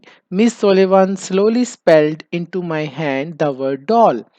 ਤਾਂ ਮਿਸ ਸੁਲੀਵਾਨ ਨੇ ਕੀ ਕੀਤਾ, ਹੌਲੀ ਹੌਲੀ ਸਪੈਲ ਕੀਤਾ ਵਰਡ, ਮਤਲਬ ਉਸਦੇ ਸਪੈਲਿੰਗ ਲਿਖੇ ਇਨਟੂ ਮਾਈ ਹੈਂਡ, ਮੇਰੇ ਹੈਂਡ ਦੇ ਉੱਪਰ, ਮੇਰੀ ਹਥੇਲੀ ਦੇ ਉੱਪਰ ਉਸਨੇ ਉਹ ਵਰਡ ਲਿਖੇ, ਕਿਵੇਂ DOLL, ਮਤਲਬ ਡੋਲ ਦੇ ਸਪੈਲਿੰਗਸ ਲਿਖੇ, ਜਿਵੇਂ ਕਿ ਬੱਚਿਓ ਤੁਸੀਂ ਵੀਡੀਓ 'ਚ ਵੀ ਦੇਖਿਆ ਇਹ। I was at once interested in this finger play and tried to imitate it। ਤਾਂ ਮੈਨੂੰ ਇੱਕਦਮ, ਐਟ ਵਾਂਸ ਦਾ ਮਤਲਬ ਇੱਕਦਮ, ਮੈਂ ਇਸ ਫਿੰਗਰ ਪਲੇ, ਕਿਉਂਕਿ ਉਸਨੇ ਫਿੰਗਰ ਦੇ ਨਾਲ ਮੇਰੀ ਹਥੇਲੀ ਦੇ ਉੱਪਰ ਇਹ ਵਰਡਸ ਲਿਖੇ ਸੀ ਨਾ, ਤਾਂ ਮੈਨੂੰ ਇਸ 'ਚ ਬੜਾ ਇੰਟਰਸਟ ਜਾਗਿਆ, ਅਤੇ ਮੈਂ ਇਸ ਉਵੇਂ ਵਰਡਸ ਜਿਵੇਂ ਕਿ ਮੇਰੀ ਟੀਚਰ ਨੇ ਮੇਰੇ ਹਥੇਲੀ 'ਤੇ ਪਾਏ ਸੀ, ਮੈਂ ਉਸ ਨੂੰ ਇਮੀਟੇਟ ਮਤਲਬ ਕਿ ਕਾਪੀ ਕਰਨ ਦੀ, ਉਸ ਦੀ ਨਕਲ ਕਰਨ ਦੀ ਕੋਸ਼ਿਸ਼ ਕੀਤੀ। ਸਟੂਡੈਂਟਸ, ਹੈਲਨ ਕੈਲਰ ਕੋਲ ਆਉਣ ਤੋਂ ਪਹਿਲਾਂ ਉਹਨਾਂ ਦੀ ਟੀਚਰ ਮਿਸ ਐਨ ਸੁਲੇਵਾਨ ਪਰਕਿੰਸ ਇੰਸਟੀਟਿਊਸ਼ਨ 'ਚ ਪੜ੍ਹਾਉਂਦੀ ਸੀ, ਉੱਥੇ ਬਲਾਈਂਡ ਬੱਚੇ ਪੜ੍ਹਦੇ ਸੀ ਬੱਚਿਓ। ਇਹ ਉੱਥੇ ਖੁਦ ਵੀ ਪੜ੍ਹੀ ਹੈ ਐਨ ਸੁਲੇਵਾਨ, ਅਤੇ ਉਸ ਤੋਂ ਬਾਅਦ ਇਸ ਨੇ ਉੱਥੇ ਬੱਚਿਆਂ ਨੂੰ ਪੜ੍ਹਾਇਆ ਵੀ ਹੈ। ਤਾਂ ਉੱਥੋਂ ਦੇ ਬੱਚਿਆਂ ਨੇ, ਉੱਥੋਂ ਦੇ ਬਲਾਈਂਡ ਬੱਚਿਆਂ ਨੇ, ਜਦੋਂ ਉੱਥੋਂ ਇਹ ਆਈ ਹੈਲਨ ਕੈਲਰ ਕੋਲ, ਤਾਂ ਉੱਥੋਂ ਦੇ ਬੱਚਿਆਂ ਨੇ ਇਹ ਡੋਲ ਐਜ਼ ਅ ਗਿਫਟ ਭੇਜੀ ਸੀਗੀ ਹੈਲਨ ਕੈਲਰ ਦੇ ਲਈ। ਅਤੇ ਇਸ ਡੋਲ ਨੂੰ ਲੋਰਾ ਬ੍ਰਿਗਮੈਨ ਨੇ ਡਰੈਸਅਪ ਕੀਤਾ ਸੀ, ਮਤਲਬ ਉਸਦੇ ਕੱਪੜੇ ਵਗੈਰਾ ਪਾਏ ਸੀ ਡੋਲ 'ਤੇ ਬੜੇ ਵਧੀਆ ਜਿਹੇ। ਲੋਰਾ ਬ੍ਰਿਗਮੈਨ ਮਿਸ ਐਨ ਸੁਲੇਵਾਨ ਦੀ ਟੀਚਰ ਵੀ ਸੀ ਅਤੇ ਉਹਨਾਂ ਦੀ ਫਰੈਂਡ ਵੀ ਸੀ। ਜੋ ਬਲਾਈਂਡ ਲੈਂਗੁਏਜ ਜਿਸ ਤਰ੍ਹਾਂ ਬਲਾਈਂਡ ਬੱਚੇ ਸਿੱਖਦੇ ਨੇ, ਤਾਂ ਉਹਦੇ ਜਿਹੜੇ ਸਿੰਬਲ ਸੀਗੇ ਐਨ ਸੁਲੀਵਾਨ ਨੇ ਲੋਰਾ ਬ੍ਰਿਗਮੈਨ ਤੋਂ ਸਿੱਖੇ ਸੀ, ਅਤੇ ਬਾਅਦ ਵਿੱਚ ਉਹਨਾਂ ਦੀ ਉਹ ਫਰੈਂਡ ਵੀ ਬਣੀ ਹੈ। ਅਤੇ ਬੱਚਿਓ ਬਾਅਦ ਦੇ ਵਿੱਚ ਹੈਲਨ ਕੈਲਰ ਉਸ ਪਰਕਿੰਸ ਇੰਸਟੀਟਿਊਸ਼ਨ ਦੇ ਵਿੱਚ ਜਾ ਕੇ ਖੁਦ ਵੀ ਪੜ੍ਹੀ ਹੈ, ਜਿੱਥੇ ਕਿ ਉਸਨੂੰ ਉਹਨਾਂ ਦੀ ਟੀਚਰ ਐਨ ਸੁਲੀਵਾਨ ਲੈ ਕੇ ਗਈ ਸੀ। When I finally succeeded in making the letters correctly, I was flushed with childish pleasure and pride। ਤਾਂ ਕਿਉਂਕਿ ਉਹ ਬਾਰ-ਬਾਰ ਉਹ ਜਿਹੜੇ ਵਰਡਸ ਉਸਦੀ ਟੀਚਰ ਨੇ ਉਸਦੇ ਹਥੇਲੀ 'ਤੇ ਪਾ ਕੇ ਉਸਨੂੰ ਸਿਖਾਏ ਸੀ, ਤਾਂ ਉਸਨੇ ਬਾਰ-ਬਾਰ ਪ੍ਰੈਕਟਿਸ ਕੀਤੀ, ਅਤੇ ਕਾਫੀ ਦੇਰ ਬਾਅਦ ਉਹ ਜਿਹੜੇ ਲੈਟਰ ਸੀ ਉਹਨਾਂ ਨੂੰ ਉਹ ਪਾਉਣ ਦੇ ਵਿੱਚ ਸਕਸੈਸਫੁਲ ਹੋ ਗਈ, ਸਫਲ ਹੋ ਗਈ। ਤਾਂ ਫਿਰ ਉਹ ਇੱਕ, ਜਿਸ ਤਰ੍ਹਾਂ ਕਿ ਬੱਚੇ ਖੁਸ਼ ਹੁੰਦੇ ਨੇ, ਚਾਈਲਡਿਸ਼ ਪਲੈਜ਼ਰ, ਬਹੁਤ ਜ਼ਿਆਦਾ ਖੁਸ਼ ਹੁੰਦੇ ਨੇ, ਅਤੇ ਉਹਨਾਂ 'ਚ ਪ੍ਰਾਈਡ ਫੀਲ ਆਉਂਦਾ ਹੈ, ਇੱਕ ਤਰ੍ਹਾਂ ਦਾ ਮਾਣ ਜਿਹਾ ਮਹਿਸੂਸ ਹੁੰਦਾ, ਤਾਂ ਉਸ ਨਾਲ ਉਹ ਵੀ ਭਰ ਗਈ। ਰਨਿੰਗ ਡਾਊਨ ਸਟੇਅਰਸ, ਤਾਂ ਜਦੋਂ ਉਹ ਵਰਡ ਪਾਣੇ ਡੋਲ ਦੇ ਸਿੱਖ ਗਈ, ਤਾਂ ਉਹ ਪੌੜੀਆਂ ਤੋਂ ਬਹੁਤ ਹੀ ਜਲਦੀ ਉਤਰ ਕੇ ਆਈ ਆਪਣੀ ਮਦਰ ਕੋਲ, to my mother, and I held up my hand and made the letters for doll. ਅਤੇ ਫਿਰ ਮੈਂ ਉਹੀ ਵਰਡਸ ਆਪਣਾ ਹੱਥ ਪਕੜ ਕੇ ਆਪਣੀ ਮਾਂ ਨੂੰ ਪਾ ਕੇ ਦਿਖਾਏ, ਡੋਲ ਵਾਲੇ letters. I didn't know what I was spelling a word or even that words existed. ਕਹਿੰਦੇ ਮੈਨੂੰ ਨਹੀਂ ਪਤਾ ਕਿ ਜਿਹੜੇ ਮੈਂ ਵਰਡ ਪਾ ਰਹੀ ਸੀ, ਡੋਲ ਦਾ ਵਰਡ ਜਿਹੜਾ ਪਾ ਰਹੀ ਸੀ ਆਪਣੀ ਹਥੇਲੀਆਂ ਦੇ ਉੱਪਰ, ਉਹ ਕੋਈ ਵਰਡ ਹੈ ਜਾਂ ਕੋਈ ਵਰਡ ਦੁਨੀਆ 'ਚ ਐਗਜ਼ਿਸਟ ਵੀ ਕਰਦਾ, ਕਿਉਂਕਿ ਬੱਚਿਓ ਉਸ ਟਾਈਮ ਸਿਰਫ ਉਸ ਨੂੰ, ਉਸਦੀ ਟੀਚਰ ਨੇ ਉਹ ਜਿਹੜੇ ਵਰਡਸ ਪਾਣੇ ਸਿਖਾਏ ਸੀ, ਉਹਨੂੰ ਬੋਲਣਾ ਤਾਂ ਆਉਂਦਾ ਨਹੀਂ ਸੀ ਜਾਂ ਸੁਣਨਾ ਤਾਂ ਆਉਂਦਾ ਨਹੀਂ ਸੀ ਕਿ ਡੀ, ਇਹ ਜਿਹੜਾ ਮੈਂ ਵਰਡ ਪਾ ਰਹੀ ਹਾਂ ਡੀ ਹੈ ਜਾਂ ਓ ਹੈ ਜਾਂ ਐਲ ਹੈ। ਉਹ ਸਿਰਫ ਇੱਕ ਕਾਪੀ ਇਮੀਟੇਸ਼ਨ ਕਰ ਰਹੀ ਸੀਗੀ, ਜਿਵੇਂ ਮੰਕੀ ਲਾਈਕ, ਜਿਵੇਂ ਕਿ ਇਮੀਟੇਸ਼ਨ ਕਰ ਰਹੀ ਸੀ। ਅੱਗੇ ਵੀ ਕਿਹਾ ਉਹਨੇ, ਆਈ ਵਾਜ਼ ਸਿੰਪਲੀ ਮੇਕਿੰਗ ਮਾਈ ਫਿੰਗਰਸ ਗੋ ਇਨ ਮੰਕੀ ਲਾਈਕ ਇਮੀਟੇਸ਼ਨ। ਕਹਿੰਦੇ ਜਿਸ ਤਰ੍ਹਾਂ ਕੋਈ ਇੱਕ ਮੰਕੀ ਹੁੰਦਾ ਹੈ, ਉਹਨੂੰ ਆਪਾਂ ਕੋਈ ਕਰਕੇ ਦਿਖਾਈਏ, ਉਵੇਂ ਹੀ ਕਰਨ ਲੱਗ ਜਾਂਦਾ ਹੈ, ਹਾਲਾਂਕਿ ਉਸਨੂੰ ਕੁਛ ਪਤਾ ਹੋਵੇ ਨਾ ਹੋਵੇ। ਤਾਂ ਬਿਲਕੁਲ ਐਵੇਂ ਹੀ ਮੈਂ ਕਰ ਰਹੀ ਸੀ, ਮੰਕੀ ਦੇ ਵਾਂਗੂ ਹੀ ਉਹ ਜਿਹੜੀ ਸੀ ਨਕਲ ਕਰ ਰਹੀ ਸੀ, ਸਿਰਫ ਮੇਰੀਆਂ ਫਿੰਗਰ ਚੱਲ ਰਹੀਆਂ ਸੀ। In the days that followed, I learned to spell in this uncomprehending way a great many words, among them pin, hat, cup, and a few verbs like sit, stand, and walk. ਆਉਣ ਵਾਲੇ ਦਿਨਾਂ 'ਚ ਤਾਂ ਮੈਂ ਕਈ ਹੋਰ word ਸਿੱਖੀ। ਆਈ learn to spell, ਮੈਂ ਸਪੈਲ ਕਰਨਾ ਸਿੱਖ ਗਈ ਕਿ ਉਹਨਾਂ ਨੂੰ ਵਰਡਸ ਨੂੰ ਸਪੈਲ ਕਿਵੇਂ ਕੀਤਾ ਜਾਂਦਾ ਹੈ। ਇਨ ਦਿਸ ਅਨਕੰਪਰੀਹੈਂਡਿੰਗ ਵੇ, ਅਨਕੰਪਰੀਹੈਂਡਿੰਗ ਬਿਨਾ ਸਮਝੇ, ਸਮਝੀ ਨਹੀਂ ਮੈਂ ਕਿ ਵਰਡਸ ਹੈ ਕਿ ਨਹੀਂ, ਕਿਉਂਕਿ ਉਹ ਪਹਿਲਾਂ ਹੀ ਬੱਚੇ ਉਹ ਕਹਿ ਚੁੱਕੀ ਕਿ ਵਰਡਸ ਦੁਨੀਆ 'ਚ ਹੈਗੇ ਵੀ ਹੈ ਜਾਂ ਨਹੀਂ ਮੈਨੂੰ ਨਹੀਂ ਪਤਾ, ਲੇਕਿਨ ਮੈਨੂੰ ਸਪੈਲ ਕਰਨੇ ਆ ਗਏ। ਤਾਂ ਉਹ ਬਹੁਤ ਸਾਰੇ ਵਰਡਸ ਉਹਨੂੰ ਸਪੈਲ ਕਰਨੇ ਆ ਗਏ, ਗ੍ਰੇਟ ਮੈਨੀ ਵਰਡਸ। ਕਿਹੜੇ ਕਿਹੜੇ? ਪਿਨ, ਹੈਟ ਤੇ ਵਰਡਸ, ਕੱਪ ਐਂਡ ਕੁਛ ਵਰਬ ਸਿੱਖ ਗਈ, ਜਿਵੇਂ ਸਿਟ, ਸਟੈਂਡ ਐਂਡ ਵਾਕ। ਹੁਣ ਇਹਨਾਂ ਨੂੰ ਇਹ ਸਾਰਿਆਂ ਨੂੰ ਸਪੈਲ ਕਰਨਾ ਸਿੱਖ ਗਈ। But my teacher had been with me several weeks before I understood that everything has a name. ਹਾਲਾਂਕਿ ਮੇਰੀ ਟੀਚਰ ਮੇਰੇ ਨਾਲ ਕਈ ਹਫ਼ਤਿਆਂ ਤੋਂ ਮੇਰੇ ਨਾਲ ਸੀ, ਵਿਦ ਮੀ ਸੈਵਰਲ ਵੀਕਸ, ਕਈ ਹਫ਼ਤਿਆਂ ਤੋਂ ਮੇਰੇ ਨਾਲ ਸੀ, ਲੇਕਿਨ ਮੈਨੂੰ ਉਦੋਂ ਤੱਕ ਇਹ ਨਹੀਂ ਸੀ ਪਤਾ ਲੱਗਿਆ ਕਿ ਜੋ ਟੀਚਰ ਮੈਨੂੰ ਇਹ ਵਰਡ ਸਿਖਾ ਰਹੀ ਹੈ ਹੈਜ਼ ਅ ਨੇਮ। ਇਹਨਾਂ ਵਰਡਸ ਦੇ, ਇਹ ਹਰ ਇੱਕ ਵਰਡ ਦਾ ਕੋਈ ਨੇਮ ਹੈ। ਉਸ ਤੋਂ ਬਾਅਦ ਹੀ ਮੈਨੂੰ ਪਤਾ ਚੱਲਿਆ। ਤਾਂ ਉਹ ਕਿਵੇਂ ਪਤਾ ਚੱਲਿਆ ਬੱਚੋ? ਇਹ ਇੱਕ ਘਟਨਾ ਹੈ ਜੋ ਅਗਲੇ ਪੈਰੇ ਦੇ ਵਿੱਚ ਡਿਸਕਸ ਕੀਤੀ ਗਈ ਹੈ। ਤਾਂ ਬੱਚਿਓ, ਜਿਵੇਂ ਤੁਸੀਂ, ਮੈਂ ਤੁਹਾਨੂੰ ਇਸ ਪੈਰੇ ਨੂੰ ਸਮਝਾਉਂਦੇ ਹੋਏ ਤੁਹਾਨੂੰ ਮੈਂ 2 ਵੀਡੀਓਜ਼ ਦਿਖਾਏ ਨੇ। ਤੁਸੀਂ ਉਹਦੇ 'ਚ ਦੇਖਿਆ ਹੋਣਾ ਕਿ ਟੀਚਰ ਕਿਸ ਤਰ੍ਹਾਂ ਹੈਲਨ ਕੈਲਰ ਨੂੰ ਵਰਡਸ ਦੇ ਸਪੈਲਿੰਗ ਸਿਖਾ ਰਹੀ ਹੈ। ਜਿਵੇਂ ਜੇ ਤੁਸੀਂ ਥੋੜ੍ਹਾ ਧਿਆਨ ਨਾਲ ਦੇਖਿਆ ਹੋਵੇ ਤਾਂ ਜਿਸ ਤਰ੍ਹਾਂ ਆਪਾਂ ਡੀ ਪਾਉਂਦੇ ਹਾਂ, ਜਿਸ ਤਰ੍ਹਾਂ ਡੀ ਇਸ ਤਰ੍ਹਾਂ ਪਾਉਂਦੇ ਹਾਂ, ਜਾਂ ਓ ਇਸ ਤਰ੍ਹਾਂ ਪਾਉਂਦੇ ਹਾਂ, ਜਾਂ ਐਲ ਇਸ ਤਰ੍ਹਾਂ ਪਾਉਂਦੇ ਹਾਂ, ਇਹ ਇਸ ਤਰ੍ਹਾਂ ਵਰਡਸ ਹੈਲਨ ਕੈਲਰ ਨੂੰ ਨਹੀਂ ਸਿਖਾਏ ਗਏ। ਇਹਨਾਂ ਦੇ ਬੱਚੇ ਉਹ ਸਿੰਬਲਸ ਹੁੰਦੇ ਆ, ਜਿਵੇਂ ਜੇ ਤੁਸੀਂ ਪਹਿਲੀ ਵੀਡੀਓ 'ਚ ਦੇਖਿਆ ਹੋਵੇ ਤਾਂ ਜਦੋਂ ਐਨ ਸੁਲੀਵਾਨ ਨੇ ਹੈਲਨ ਕੈਲਰ ਨੂੰ ਡੀ ਪਾਣੀ ਸਿਖਾਈ ਹੈ, ਤਾਂ ਉਸਨੇ ਇੱਕ ਫਿੰਗਰ ਦੇ ਨਾਲ ਉਸ ਨੂੰ ਡੀ ਪਾਣੀ ਸਿਖਾਈ, ਅਤੇ ਫਿਰ ਉਹ ਉਸਨੇ ਹੈਂਡ ਦੀ ਸ਼ੇਪ ਉਹਦੇ ਵਾਂਗੂ ਉਸਨੂੰ ਬਣਾ ਕੇ ਉਸ ਨੂੰ ਪਾਣੀ ਸਿਖਾਉਣ ਦੀ ਕੋਸ਼ਿਸ਼ ਕੀਤੀ। ਇਸੇ ਤਰ੍ਹਾਂ ਜਿਹੜੀ ਐਲ ਜਿਹੜਾ ਵਰਡ ਹੈ, ਉਸਨੇ ਥੰਮ ਅਤੇ ਫਿੰਗਰ ਦੀ ਨੂੰ ਦੋਨਾਂ ਦੀ ਮਦਦ ਦੇ ਨਾਲ ਉਸਨੇ ਐਲ ਪਾਣਾ ਸਿਖਾਇਆ। ਤਾਂ ਇਹ ਸਾਰੀ ਜਿਹੜੀ ਲੈਂਗੁਏਜ ਹੁੰਦੀ ਹੈ ਬੱਚੇ, ਸਾਈਨ ਲੈਂਗੁਏਜ ਹੁੰਦੀ ਹੈ ਬਲਾਈਂਡ ਬੱਚਿਆਂ ਦੇ ਲਈ, ਬਲਾਈਂਡ ਲੋਕਾਂ ਦੇ ਲਈ। ਇਹ ਖੁਦ ਐਨ ਸੁਲੀਵਾਨ ਨੇ ਆਪਣੇ ਟਾਈਮ 'ਚ ਛੋਟੇ ਹੁੰਦੇ ਸਿੱਖੀ ਸੀ, ਬਿਕੋਜ਼ ਕਿਸੇ ਟਾਈਮ ਬਚਪਨ ਦੇ ਵਿੱਚ ਉਸ ਦੀ ਅੱਖਾਂ ਦੀ ਰੋਸ਼ਨੀ ਚਲੀ ਗਈ ਸੀ, ਤਾਂ ਉਸ ਟਾਈਮ ਉਸਨੇ ਸਾਰੀ ਸਾਈਨ ਲੈਂਗੁਏਜ ਆਪ ਵੀ ਸਿੱਖੀ ਸੀ। ਅਤੇ ਇਹ ਸਾਰੀਆਂ ਗੱਲਾਂ ਹੈਲਨ ਕੈਲਰ ਨੇ ਆਪਣੀ ਜੋ ਬਾਇਓਗ੍ਰਾਫੀ ਹੈ, the story of my life, ਉਸ ਵਿੱਚ ਡਿਸਕਸ ਕੀਤੀ ਹੋਈ ਹੈ।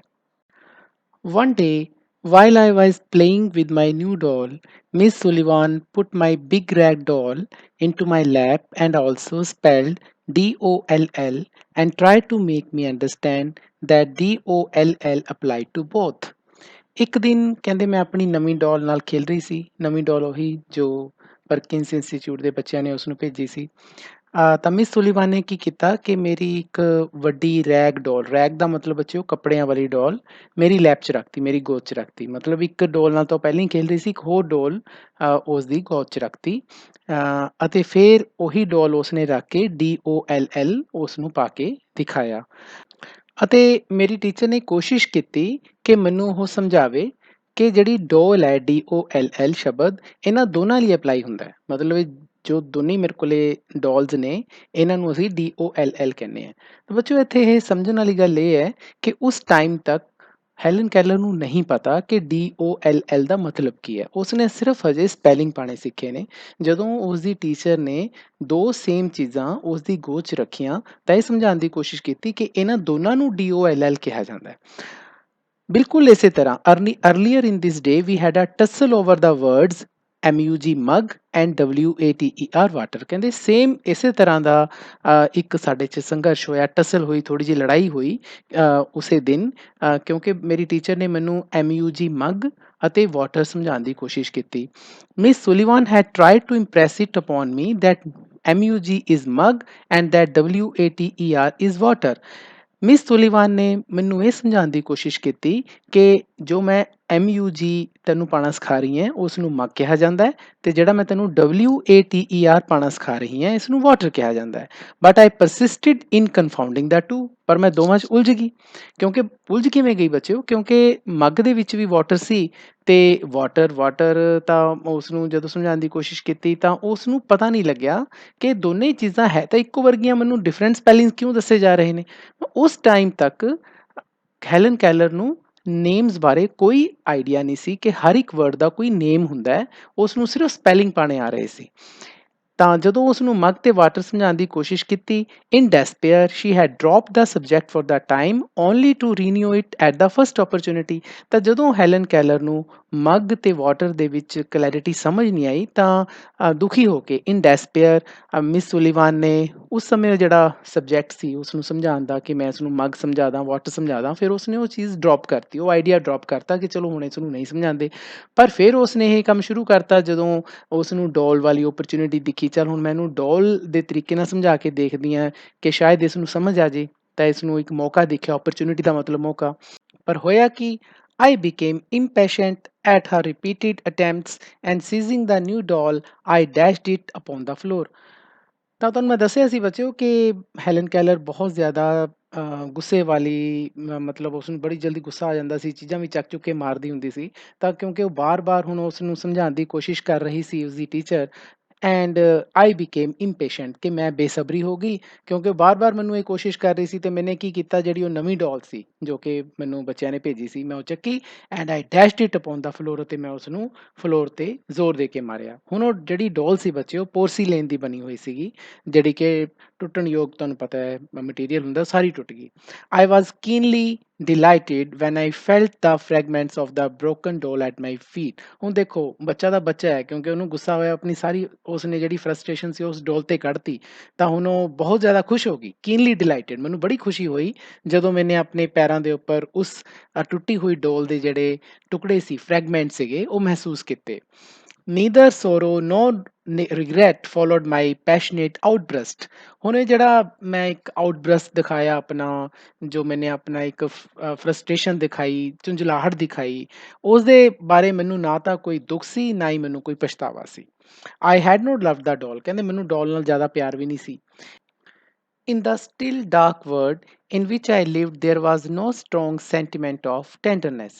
ਕਹਿੰਦੇ ਮੈਂ ਜਿਸ ਤਰ੍ਹਾਂ ਦੇ ਖੜੇ ਹੋਏ ਡਾਰਕ ਵਰਡ, ਹਨੇਰੇ ਜਿਹੇ ਸੰਸਾਰ 'ਚ ਰਹਿ ਰਹੀ ਸੀ, ਕਿਉਂਕਿ ਮੇਰੀਆਂ ਅੱਖਾਂ ਤਾਂ ਹੈ ਨਹੀਂ ਸੀਗੀਆਂ, ਮੈਨੂੰ ਕੋਈ ਮਤਲਬ ਦਿਖਦਾ ਤਾਂ ਹੈ ਨਹੀਂ ਸੀ, ਜਿਸ ਤਰ੍ਹਾਂ ਦੇ ਮੈਂ ਸੰਸਾਰ 'ਚ ਰਹਿ ਰਹੀ ਸੀ ਉਸ ਦੇ ਵਿੱਚ ਟੈਂਡਰਨੈਸ ਵਾਲੇ ਜਿਹੜੇ ਸੈਂਟੀਮੈਂਟਸ ਨੇ, ਮਤਲਬ ਜਿਹੜੇ ਪਿਆਰ ਮੁਹੱਬਤ ਵਾਲੇ ਜਿਹੜੇ ਸੈਂਟੀਮੈਂਟਸ ਨੇ, ਜੋ ਭਾਵਨਾਵਾਂ ਨੇ, ਉਹ ਹੈ ਹੀ ਨਹੀਂ ਸੀ, ਉਹ ਕੋਈ ਸਟਰੋਂਗ ਨਹੀਂ ਸੀਗੀਆਂ। ਤਾਂ ਇਸੇ ਕਰਕੇ ਮੈਨੇ ਡੋਲ ਤੋੜੀ, ਤਾਂ ਮੈਨੂੰ ਕੋਈ ਪਛਤਾਵਾ ਨਹੀਂ ਹੋਇਆ।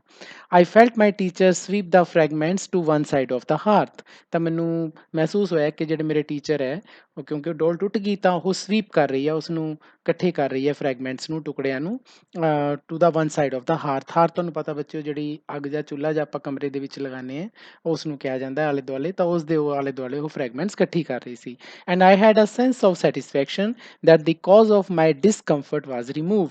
ਕਿ ਮੈਨੂੰ ਬੜੀ ਇਹ ਸੰਤੁਸ਼ਟੀ ਮਿਲੀ, ਇੱਕ ਸੈਂਸ ਆਫ ਸੈਟਿਸਫੈਕਸ਼ਨ ਮਿਲੀ ਕਿ ਜਿਸ ਚੀਜ਼ ਨੇ ਮੈਨੂੰ ਬੇਆਰਾਮ ਕੀਤਾ, ਡਿਸਕੰਫਰਟ ਕੀਤਾ, ਜਿਸ ਨਾਲ ਮੈਂ ਮਤਲਬ ਕਿ ਔਖਿਆਈ 'ਚ ਆਈ, ਉਹ ਹੁਣ ਦੂਰ ਹੋ ਗਈ। ਮਤਲਬ ਹੁਣ ਉਹ ਜਿਹੜੀ ਡੋਲ ਸੀ ਜਿਸ ਨੇ ਮੈਨੂੰ ਤੰਗ ਕਰ ਰੱਖਿਆ ਸੀ, ਉਹ ਟੁੱਟ ਗਈ, ਤਾਂ ਮੈਨੂੰ ਬੜੀ ਇਹ ਸੈਟਿਸਫੈਕਸ਼ਨ ਹੋਈ। She brought me my hat and I knew I was going out into the warm sunshine। ਤਾਂ ਹੁਣ ਉਸ ਟੁਕੜਿਆਂ ਨੂੰ ਇਕੱਠੇ ਕਰਨ ਤੋਂ ਬਾਅਦ ਮੇਰੀ ਟੀਚਰ ਮੇਰੇ ਲਈ ਮੇਰੀ ਇੱਕ ਹੈਟ ਲੈ ਕੇ ਆਈ, ਜੋ ਧੁੱਪ 'ਚ ਪਾਉਣ ਲਈ ਬੱਚੇ ਪਾਉਂਦੇ ਨੇ, ਅਤੇ ਮੈਨੂੰ ਪਤਾ ਲੱਗ ਗਿਆ ਕਿ ਮੈਂ ਹੁਣ ਵਾਰਮ ਸਨਸ਼ਾਈਨ 'ਚ ਜਾ ਰਹੀ ਹਾਂ, ਮਤਲਬ ਬਾਹਰ ਧੁੱਪ 'ਚ ਜਾ ਰਹੀ ਹਾਂ। This thought if a wordless sensation may be called a thought made me hop and skip with pleasure. ਤਾਂ ਇਹ ਜਿਹੜਾ ਵਿਚਾਰ ਆਇਆ ਮੇਰੇ ਮਨ 'ਚ, ਹਾਲਾਂਕਿ ਉਸ ਟਾਈਮ ਇਹ ਵਿਚਾਰ ਵਰਡਲੈਸ ਸੀ, ਕਿਉਂਕਿ ਮੈਂ ਦੱਸਿਆ ਨਾ ਬੱਚਿਓ ਕਿ ਉਸ ਟਾਈਮ ਵਰਡਸ ਦਾ ਤੁਹਾਨੂੰ ਪਤਾ ਹੀ ਨਹੀਂ ਸੀ, ਉਹਨੂੰ ਤਾਂ ਸਿਰਫ ਸਪੈਲਿੰਗ ਕਰਨੇ ਆਉਂਦੇ ਸੀ। ਤਾਂ ਜੋ ਵੀ ਉਹਦੇ ਅੰਦਰ ਇਹ ਸੈਂਸੇਸ਼ਨ ਆਈ, ਇਹ ਭਾਵਨਾ ਆਈ, ਉਹ ਕਹਿ ਰਹੀ ਹੈ ਕਿ may be called a thought, ਇਸ ਨੂੰ ਥਾਟ ਕਿਹਾ ਜਾ ਸਕਦਾ ਹੈ। ਤਾਂ ਇਸ ਨੇ ਮੈਨੂੰ ਥੋੜ੍ਹਾ ਜਿਹਾ ਵਧੀਆ ਜਿਹਾ ਫੀਲ ਕੀਤਾ। ਹੋਪ ਦਾ ਮਤਲਬ ਹੁੰਦਾ ਬੇਟਾ ਬੱਚਿਓ ਜਦੋਂ ਕੋਈ ਚੀਜ਼ ਮੂਵ ਕਰਦੀ ਹੈ, ਐਂਡ ਸਕਿਪ ਵਿਦ ਪਲੈਜ਼ਰ, ਅਤੇ ਜੋ ਮੈਨੂੰ ਖੁਸ਼ੀ ਮਿਲੀ ਸੀ ਆਪਣੀ ਡੋਲ ਨੂੰ ਤੋੜ ਕੇ, ਉਹ ਹੁਣ ਉਸ ਤੋਂ ਮੈਂ ਦੂਰ ਹੋ ਕੇ ਉਸ ਖੁਸ਼ੀ ਤੋਂ ਬਾਹਰ ਜਾ ਰਹੀ ਸੀ, ਤਾਂ ਇਹਦੀ ਮੈਨੂੰ ਬਹੁਤ ਵਧੀਆ ਲੱਗ ਰਿਹਾ ਸੀ। We walked down the path to the well house, attracted by the fragrance of the honeysuckle with which it was covered. ਤਾਂ ਹੁਣ ਉਸਦੀ ਟੀਚਰ ਉਸਨੂੰ ਬਾਹਰ ਲੈ ਗਈ ਵੈਲ ਹਾਊਸ ਵੱਲ, ਵੈਲ ਹਾਊਸ ਦੇ ਰਸਤੇ ਵੱਲ ਉਸਨੂੰ ਟੀਚਰ ਲੈ ਕੇ ਗਈ। ਵੈਲ ਹਾਊਸ ਬੱਚਿਓ ਉਸ ਜਗ੍ਹਾ ਨੂੰ ਕਿਹਾ ਜਾਂਦਾ ਹੈ ਜਿੱਥੇ ਕੋਈ ਪਾਣੀ ਦਾ ਸਰੋਤ ਲੱਗਿਆ ਹੁੰਦਾ ਹੈ, ਲਾਈਕ ਕੋਈ ਟੈਪ ਲੱਗੀ ਹੋਵੇ, ਟੂਟੀ ਜਾਂ ਕੋਈ ਨਲਕਾ ਲੱਗਿਆ ਹੋਵੇ। ਤਾਂ ਜਿਸ ਰਸਤੇ ਤੇ ਉਹ ਵੈਲ ਹਾਊਸ ਵੱਲ ਨੂੰ ਜਾ ਰਹੇ ਸੀ, ਤਾਂ ਉੱਥੇ ਹਨੀ ਸਰਕਲ ਜੋ ਆਪਾਂ ਫਲਾਰ ਪਹਿਲਾਂ ਦੇਖਿਆ ਸੀ, ਉਸਦੀ ਖੁਸ਼ਬੂ ਨੇ ਉਸ ਰਸਤੇ ਨੂੰ ਕਵਰ ਕੀਤਾ ਹੋਇਆ ਸੀ। ਤਾਂ ਬਹੁਤ ਸੁੰਦਰ ਖੁਸ਼ਬੂ ਉੱਥੋਂ ਆ ਰਹੀ ਸੀ। Someone was drawing water and my teacher placed my hand under the spout. ਕੋਈ ਪਾਣੀ ਨਲਕੇ ਤੋਂ ਚਲਾ ਰਿਹਾ ਸੀ ਤੇ ਮੇਰੀ ਟੀਚਰ ਨੇ ਮੇਰਾ ਇੱਕ ਹੱਥ ਉਸ ਸਪਾਊਟ ਦੇ ਨੀਚੇ ਰੱਖਿਆ। ਸਪਾਊਟ ਦਾ ਮਤਲਬ ਨਲਕੇ ਦੇ ਨੀਚੇ ਰੱਖਿਆ। As the cool stream gushed over one hand, ਤਾਂ ਹੁਣ ਕੀ ਹੋਇਆ ਕਿ ਜਦੋਂ ਨਲਕੇ ਦੇ ਨੀਚੇ ਉਸਦਾ ਹੱਥ ਰੱਖਿਆ ਗਿਆ ਤਾਂ ਠੰਡੇ ਪਾਣੀ ਦੀ ਧਾਰਾ, ਕੂਲ ਸਟੀਮ, ਠੰਡੇ ਪਾਣੀ ਦੀ ਧਾਰਾ ਉਸਦੇ ਹੱਥ ਤੇ ਪਈ। ਹੈਲਨ ਕੈਲਰ ਦੇ ਗਸ਼ਡ ਓਵਰ, ਫਲੋ ਓਵਰ, ਉਸਦੇ ਪਾਣੀ ਉਸਦੇ ਹੱਥ ਤੇ ਪਈ। ਫਿਰ ਉਸਨੇ ਕੀ ਕੀਤਾ, she spelled into the other the word water. ਦੂਸਰੇ ਹੱਥ ਤੇ ਉਸਨੇ, ਟੀਚਰ ਨੇ ਹੈਲਨ ਕੈਲਰ ਦੇ ਦੂਸਰੇ ਹੱਥ ਤੇ ਹਥੇਲੀ ਤੇ ਵਰਡ ਜਿਹੜਾ ਵਾਟਰ ਸੀਗਾ, ਜੋ ਹੈਲਨ ਕੈਲਰ ਨੂੰ ਪਹਿਲਾਂ ਸਮਝ ਨਹੀਂ ਸੀ ਆ ਰਿਹਾ, ਉਸਦੇ ਸਪੈਲਿੰਗ ਲਿਖੇ। ਫਸਟ ਸਲੋਲੀ ਦੈਨ ਰੈਪਿਡਲੀ, ਤਾਂ ਪਹਿਲਾਂ ਤਾਂ ਵਾਟਰ ਦੇ ਸਪੈਲਿੰਗ ਉਸਨੇ ਹੌਲੀ ਹੌਲੀ ਲਿਖੇ, ਫਿਰ ਦੂਸਰੀ ਵਾਰ ਉਸਨੇ ਤੇਜ਼ੀ ਨਾਲ ਲਿਖੇ। ਆਈ ਸਟੂਡ ਸਟਿਲ, ਤਾਂ ਮੈਂ ਚੁੱਪਚਾਪ ਖੜੀ ਰਹੀ। ਬਿਲਕੁਲ ਕੋਈ ਹਰਕਤ ਨਹੀਂ ਕੀਤੀ ਮੈਨੇ। My whole attention fixed upon the motions of her fingers, ਮੇਰੀ ਸਾਰਾ ਜਿਹੜਾ ਧਿਆਨ ਸੀ ਉਹ ਉਸਦੀਆਂ, ਮੇਰੇ ਟੀਚਰ ਦੀਆਂ ਫਿੰਗਰ ਜੋ ਕਿ ਮੇਰੀ ਹਥੇਲੀ ਤੇ ਚੱਲ ਰਹੀਆਂ ਸੀ, ਉਸਦੀ ਮੋਸ਼ਨਸ ਤੇ ਸੀ। ਮੋਸ਼ਨ ਮਤਲਬ ਜਿਸ ਤਰ੍ਹਾਂ ਉਹ ਚੱਲ ਰਹੀਆਂ ਸੀ, ਹਰਕਤਾਂ ਤੇ ਚੱਲ ਰਹੀਆਂ ਸੀ, ਉਹਦੀ ਪੂਰਾ ਧਿਆਨ ਮੇਰਾ ਉਹਨਾਂ ਵੱਲ ਸੀ। ਸਡਨਲੀ, ਅਚਾਨਕ, I felt a misty consciousness as of something forgotten. ਅਚਾਨਕ ਮੈਨੂੰ ਨਾ ਇੱਕ ਮਿਸਟੀ, ਮਿਸਟੀ ਮਤਲਬ ਧੁੰਦਲੀ ਜੀ ਜੋ ਕਲੀਅਰ ਨਹੀਂ ਹੁੰਦੀ, ਕੌਨਸ਼ੀਅਸਨੈਸ, ਇੱਕ ਜਾਗ ਆਈ ਮੇਰੇ ਅੰਦਰ, ਇੱਕ ਚੇਤਨਾ ਆਈ ਜੋ ਕਿ ਪਹਿਲਾਂ ਮੈਂ ਭੁੱਲ ਚੁੱਕੀ ਸੀ, ਫੋਰਗੋਟਨ, ਜਾਂ ਮੈਨੂੰ ਯਾਦ ਨਹੀਂ ਆਈ ਕਦੇ ਉਹ। ਅ ਥ੍ਰਿਲ ਆਫ ਰਿਟਰਨਿੰਗ ਥਾਟ, ਉਹੀ ਥਾਟ, ਉਸਦੀ ਜਿਹੜੀ ਇੱਕ ਖਿੱਚ ਸੀ ਉਹ ਮੇਰੇ ਅੰਦਰ ਆਈ ਕਿ ਕੁਝ ਸਿੱਖਣ ਦੀ। And somehow the mystery of language was revealed to me, ਅਤੇ ਕਿਸੇ ਤਰੀਕੇ ਨਾਲ ਜਿਹੜੀ ਲੈਂਗੁਏਜ, ਜੋ ਭਾਸ਼ਾ ਦੀ, ਜੋ ਕਿ ਮੇਰੀ ਟੀਚਰ ਮੈਨੂੰ ਕਮਿਊਨੀਕੇਟ ਕਰਨੀ ਚਾਹੁੰਦੀ ਸੀ, ਮੈਨੂੰ ਦੱਸਣੀ ਚਾਹੁੰਦੀ ਸੀ, ਉਸਦਾ ਭੇਦ, ਮਿਸਟਰੀ, ਉਹ ਮੇਰੇ ਅੱਗੇ ਜ਼ਾਹਿਰ ਹੋ ਗਿਆ। ਹੁਣ ਟੀਚਰ ਸਫਲ ਹੋ ਗਈ, ਹੁਣ ਉਸਨੂੰ ਪਤਾ ਲੱਗ ਗਿਆ ਕਿ ਵਾਟਰ ਕਿਸ ਨੂੰ ਕਿਹਾ ਜਾਂਦਾ ਹੈ। ਆਈ ਨਿਊ, ਮੈਨੂੰ ਪਤਾ ਸੀ ਕਿ WATER meant the wonderful cool something that was flowing over my hand। ਹੁਣ ਮੈਨੂੰ ਪਤਾ ਲੱਗਿਆ ਕਿ ਜਿਹੜੀ ਮੇਰੇ ਹੱਥ ਦੇ ਉੱਪਰ ਇੱਕ ਠੰਡੀ ਜੀ ਚੀਜ਼ ਪੈ ਰਹੀ ਹੈ, ਜੋ ਕਿ ਬੜੀ ਅਜੀਬ ਜੀ ਹੈ, ਠੰਡੀ ਜੀ ਚੀਜ਼ ਪੈ ਰਹੀ ਹੈ, ਮੇਰੇ ਹੱਥ ਦੇ ਉੱਪਰ ਫਲੋ ਕਰ ਰਹੀ ਹੈ, ਉਸ ਨੂੰ ਵਾਟਰ ਕਿਹਾ ਗਿਆ ਹੈ, ਉਸ ਨੂੰ ਵਾਟਰ ਕਿਹਾ ਜਾਂਦਾ ਹੈ।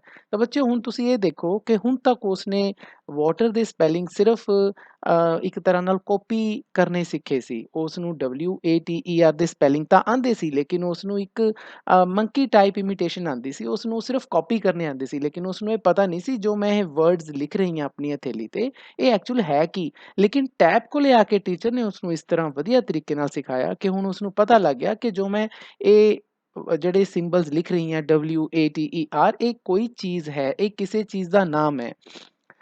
That living word awakened my soul, gave it light, hope, joy, set it free।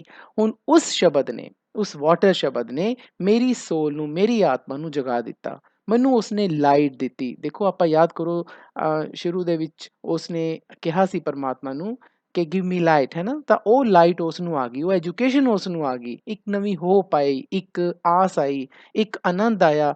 ਹੁਣ ਉਹ ਫ੍ਰੀ ਹੋ ਗਈ ਸੀ ਆਪਣੇ ਪੁਰਾਣੇ ਜੋ ਜਕੜੀ ਹੋਈ ਸੀ, ਜਿਨ੍ਹਾਂ ਗੱਲਾਂ ਬਾਰੇ ਹੈਲਨ ਕੈਲਰ ਨੇ ਸ਼ੁਰੂਆਤ 'ਚ ਦੱਸਿਆ ਸੀ ਕਿ ਮੇਰੀ ਜ਼ਿੰਦਗੀ ਕਿਸ ਤਰ੍ਹਾਂ ਜਕੜੀ ਹੋਈ ਸੀ, ਹੁਣ ਉਸ ਤੋਂ ਆਜ਼ਾਦ ਹੋ ਗਈ ਸੀ। ਦੇਅਰ ਵਰ ਬੈਰੀਅਰ ਸਟਿਲਸ, ਹਜੇ ਵੀ ਕੁਝ ਰੁਕਾਵਟਾਂ ਮੌਜੂਦ ਸੀ। ਇਟ ਇਜ਼ ਟਰੂ, ਇਹ ਸੱਚ ਹੈ। ਬੈਰੀਅਰਸ ਦਾ ਮਤਲਬ ਬੱਚੋ ਰੁਕਾਵਟਾਂ ਹੁੰਦੀਆਂ ਨੇ, but barriers that could in time be swept away, ਪਰ ਇਹ ਜਿਹੜੀਆਂ ਰੁਕਾਵਟਾਂ ਨੇ ਇਹ ਸਮੇਂ ਰਹਿੰਦੇ ਦੂਰ ਹੋ ਜਾਣਗੀਆਂ। ਸਵੀਪ ਅਵੇ ਦਾ ਮਤਲਬ ਹੁੰਦਾ ਬੱਚਿਓ ਜਦੋਂ ਕੋਈ ਚੀਜ਼ ਆਪਾਂ ਦੂਰ ਕਰ ਦਈਏ ਝਾੜੂ ਮਾਰ ਕੇ, ਲੇਕਿਨ ਇੱਥੇ ਇਹਦਾ ਮਤਲਬ ਹੈ ਕਿ ਦੂਰ ਹੋ ਜਾਣਾ ਕਿਸੇ ਚੀਜ਼ ਦਾ, ਜਿਵੇਂ ਰੁਕਾਵਟਾਂ ਦਾ ਦੂਰ ਹੋ ਜਾਣਾ। ਤਾਂ ਸਟੂਡੈਂਟਸ ਤੁਸੀਂ ਇਹ ਦੇਖਿਆ ਹੋਣਾ ਕਿ ਹਾਲਾਂਕਿ ਹੈਲਨ ਕੈਲਰ ਨੇ ਟੀਚਰ ਦੀ ਲਿਆਂਦੀ ਹੋਈ ਡੋਲ ਨੂੰ ਤੋੜਤਾ ਸੀ, ਲੇਕਿਨ ਟੀਚਰ ਨੇ ਫਿਰ ਵੀ ਹਾਰ ਨਹੀਂ ਮੰਨੀ। ਉਸ ਨੇ ਆਪਣਾ ਪੇਸ਼ੈਂਸ ਬਣਾਈ ਰੱਖਿਆ ਅਤੇ ਉਸ ਨੇ ਹੈਲਨ ਕੈਲਰ ਨੂੰ ਉਹ ਚੀਜ਼ ਸਿਖਾਤੀ ਜੋ ਉਸ ਨੂੰ ਸਿਖਾਉਣਾ ਚਾਹੁੰਦੀ ਸੀ।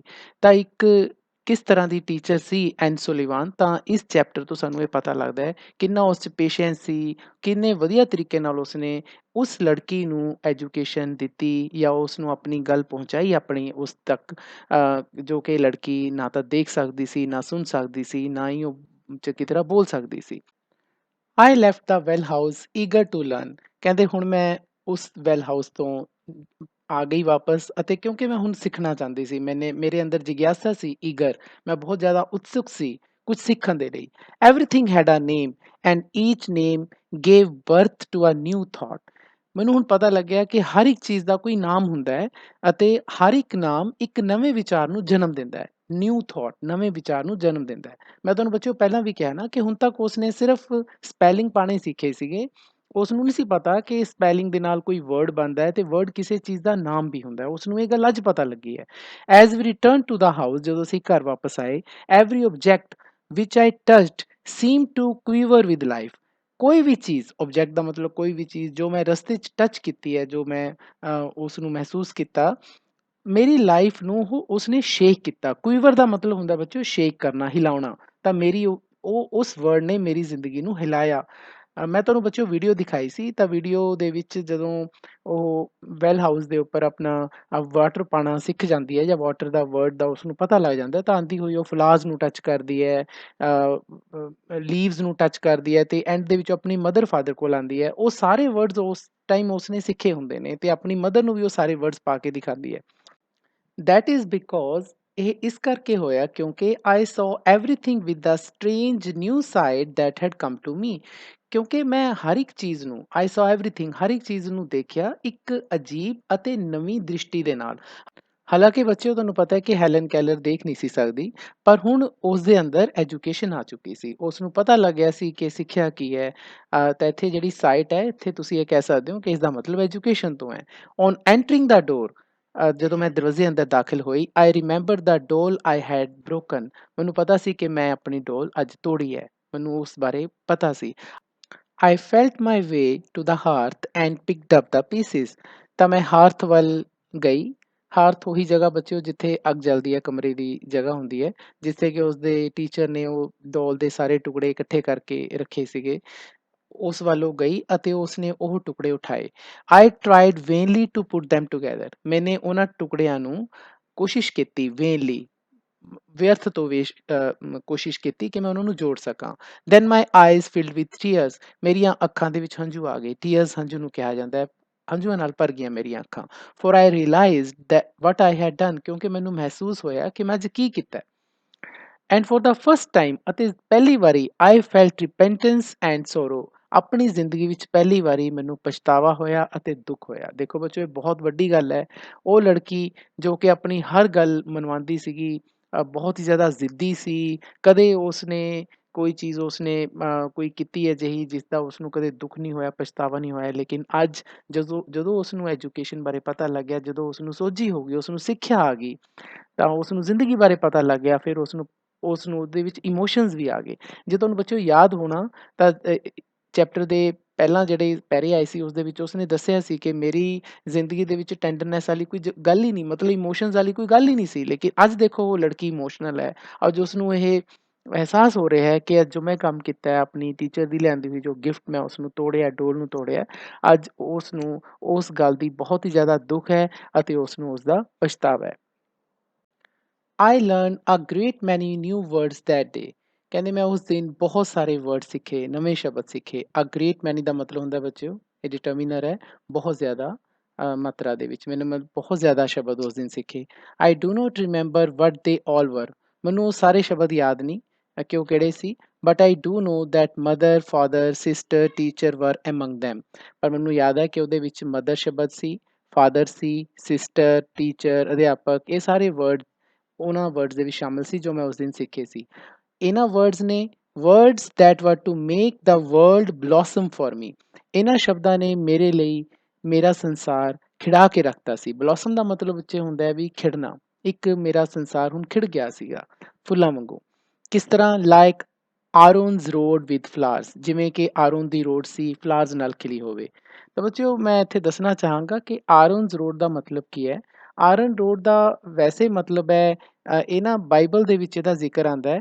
ਇਹ ਇੱਕ ਚਮਤਕਾਰੀ ਇੱਕ ਛੜ ਹੈ ਜਿਸ ਦੇ ਨਾਲ ਬਹੁਤ ਹੀ ਚਮਤਕਾਰੀ ਗੱਲਾਂ ਹੁੰਦੀਆਂ ਸੀ। ਇਹ ਬਾਈਬਲ ਦੇ ਵਿੱਚ ਇੱਕ ਇਸ ਦਾ ਜ਼ਿਕਰ ਆਉਂਦਾ ਹੈ, ਲੇਕਿਨ ਇੱਥੇ ਦਾ ਮਤਲਬ ਇੱਕ ਅਜਿਹੀ ਪੇੜ ਦੀ ਸ਼ਾਖਾ ਤੋਂ ਅਸੀਂ ਕਹਿ ਸਕਦੇ ਹਾਂ। ਇੱਥੇ ਰੋਟ ਦਾ ਮਤਲਬ ਕੋਈ ਸਟੈਮ ਕਹਿ ਸਕਦੇ ਹਾਂ, ਕੋਈ ਟਾਹਣੀ ਕਹਿ ਸਕਦੇ ਹਾਂ ਪੇੜ ਦੀ, ਜਿੱਥੇ ਬਹੁਤ ਜ਼ਿਆਦਾ ਫਲਾਵਰਸ ਖਿਲੇ ਹੋਣ।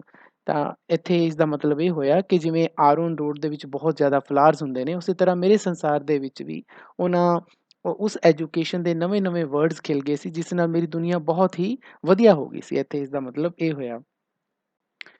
It would have been difficult to find a happier child than I ਵਾਸ।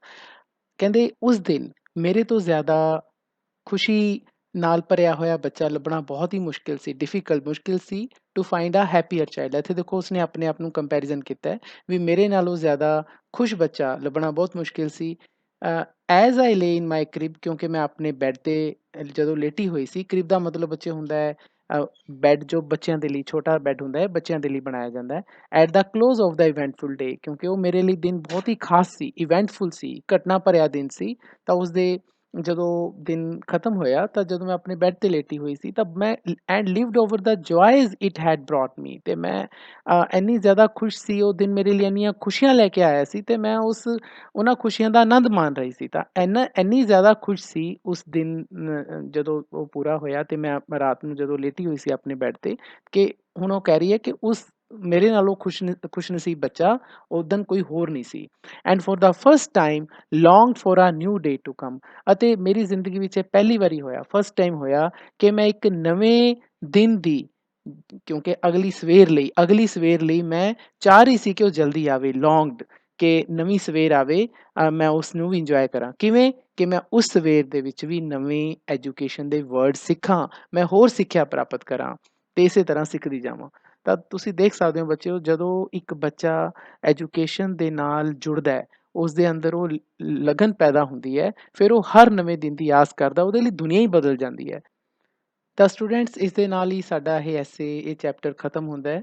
ਜਿਵੇਂ ਐਨ ਸੁਲੀਵਾਨ ਦੇ ਲਈ ਹੈਲਨ ਕੈਲਰ ਨੂੰ ਪੜ੍ਹਾਉਣਾ ਕਿਸੇ ਚੈਲੰਜ ਤੋਂ ਘੱਟ ਨਹੀਂ ਸੀ, ਤਾਂ ਇਹ ਚੈਪਟਰ ਵੀ ਸਮਝਾਉਣਾ ਮੇਰੇ ਲਈ, ਮੇਰੇ ਬੱਚਿਆਂ ਨੂੰ ਕਲਾਸ ਦੇ ਵਿੱਚ ਥੋੜ੍ਹਾ ਜਿਹਾ ਔਖਾ ਹੁੰਦਾ, ਬਿਕੋਜ਼ ਇਸ 'ਚ ਕੁਛ ਐਸੇ ਕਨਸੈਪਟਸ ਨੇ ਜਿਨ੍ਹਾਂ ਨੂੰ ਸਮਝਾਉਣ ਦੇ ਲਈ ਬਹੁਤ ਹੀ ਜ਼ਿਆਦਾ ਐਗਜ਼ਾਮਪਲਸ ਦੇਣੀਆਂ ਪੈਂਦੀਆਂ ਨੇ। ਤਾਂ ਮੈਂ ਆਪਣੀ ਇਸ ਵੀਡੀਓ ਦੇ ਵਿੱਚ 3-4 ਵੀਡੀਓਜ਼ ਇੰਟਰਨੈਟ ਤੋਂ ਡਾਊਨਲੋਡ ਕਰਕੇ ਤੁਹਾਡੇ ਨਾਲ ਸ਼ੇਅਰ ਕੀਤੇ ਨੇ, ਤਾਂ ਕਿ ਤੁਹਾਨੂੰ ਉਹ ਚੀਜ਼ ਪਤਾ ਲੱਗੇ ਕਿ ਕਿਸ ਤਰ੍ਹਾਂ ਹੈਲਨ ਕੈਲਰ ਨੇ ਐਨ ਸੁਲੀਵਾਨ ਤੋਂ ਸਿੱਖਿਆ ਪ੍ਰਾਪਤ ਕੀਤੀ। ਹਾਲਾਂਕਿ ਆਪ ਵਿਚਾਰੀ ਉਹ ਬਲਾਈਂਡ ਸੀ, ਡੈਫ ਸੀ, ਡੰਬ ਸੀ।